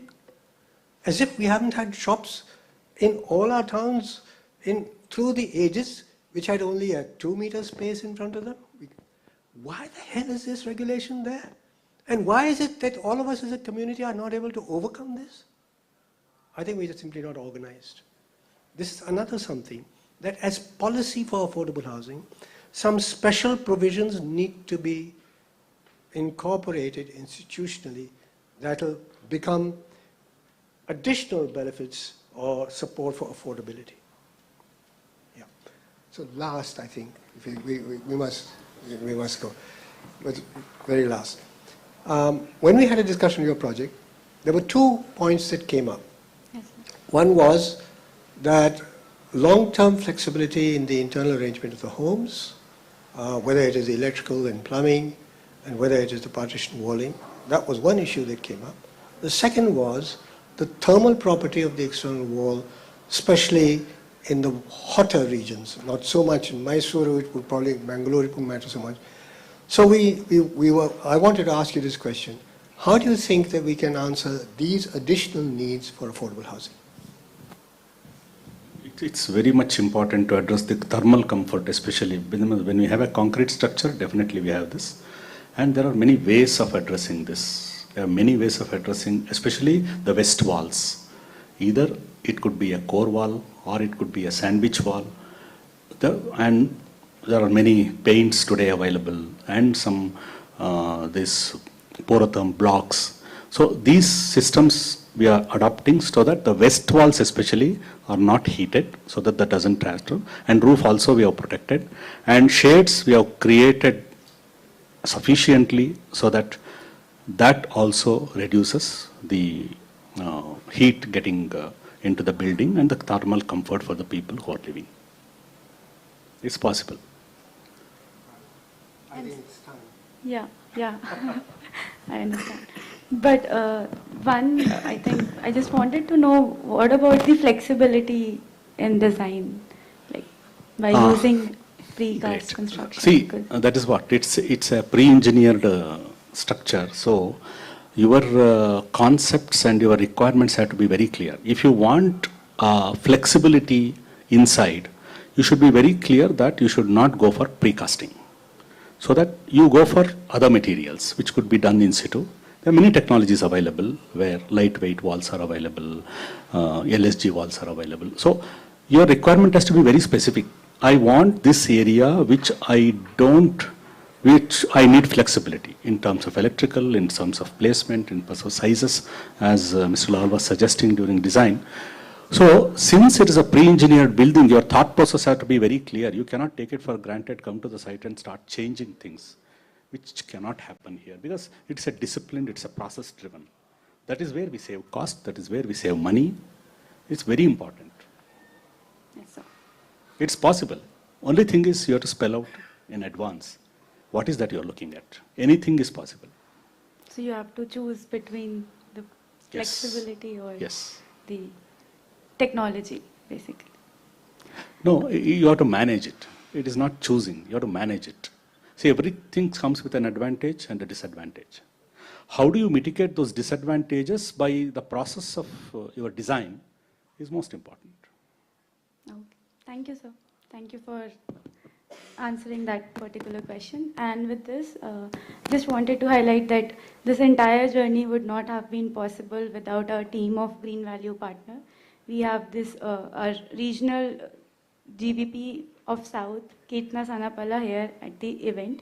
If you have any questions or queries regarding this entire certification process, please reach out to her or to me.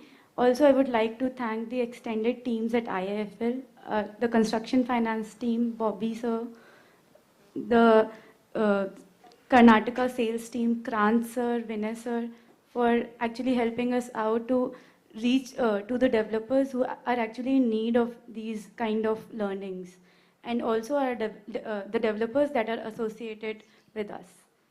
So thank you all. And we also immensely thank Sir, IIFL and yeah. ADB for having created this opportunity to share really from the grassroots levels of our experience, especially Lal's experience is too great to be really to share and understand. It's very important, Chitra ma'am. So these are experiences of decades. If you put it today, talk about decades, I think 100 decades maybe, collective experience. So this is something which is very important when it is created by an organization like ADB and IIFL. It's something to be appreciated. Thank you very much. Thank you, sir, Somashekar sir and Ashok sir for being the part of this discussion and taking this event to the closure. Thank you, everyone. I would like to invite Mr. Vinay to give the closing remarks.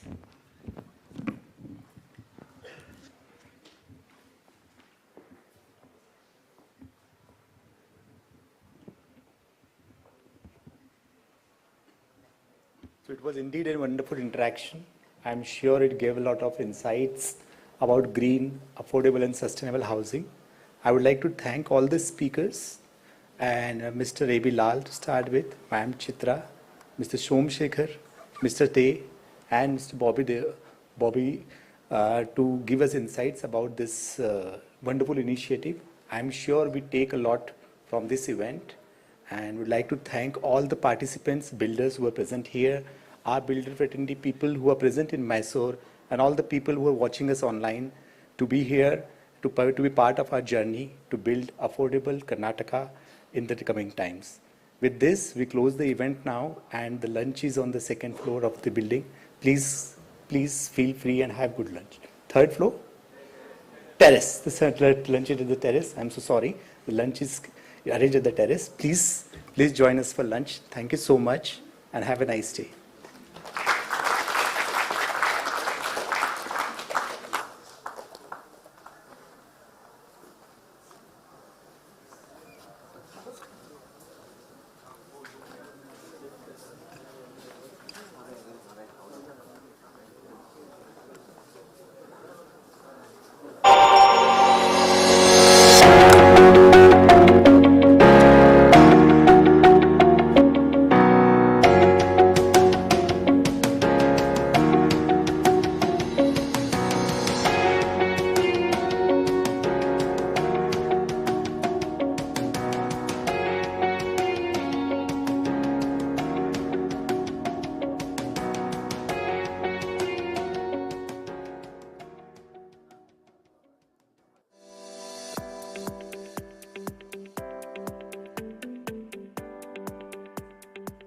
Nothing can be achieved at scale unless there is a financial ecosystem to support the cause. Otherwise, we can have discussions in this part of beautiful Delhi. So we are sure the deliberations of today will become strategies of tomorrow, which eventually will become the norm in the future. Building a book is damn easy. Constructing 5 projects and completing and delivering is damn easy. But are you building an institution in itself that yes, people will look up to? That today you are there. If there is a particular brand house on demand today, that after 30 years same demand will remain because you have created that value for your brand.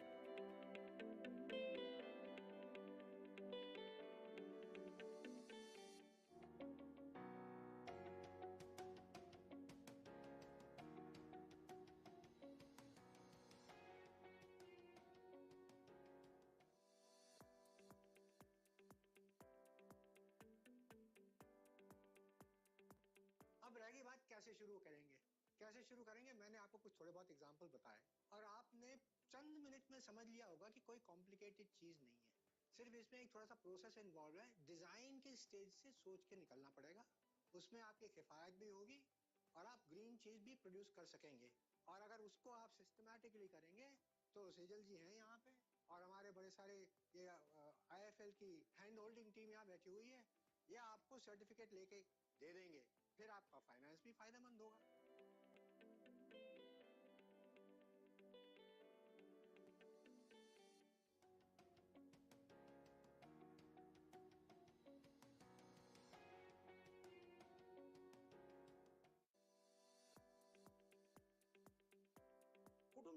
family, so we are trying to bring many people together, which is developers, home buyers, government agencies, MHB institutions and regulators, and trying to achieve something which is again unique, how you can make affordable houses which are still sustainable. For increasing the awareness that a greenhouse is not pinching your pocket.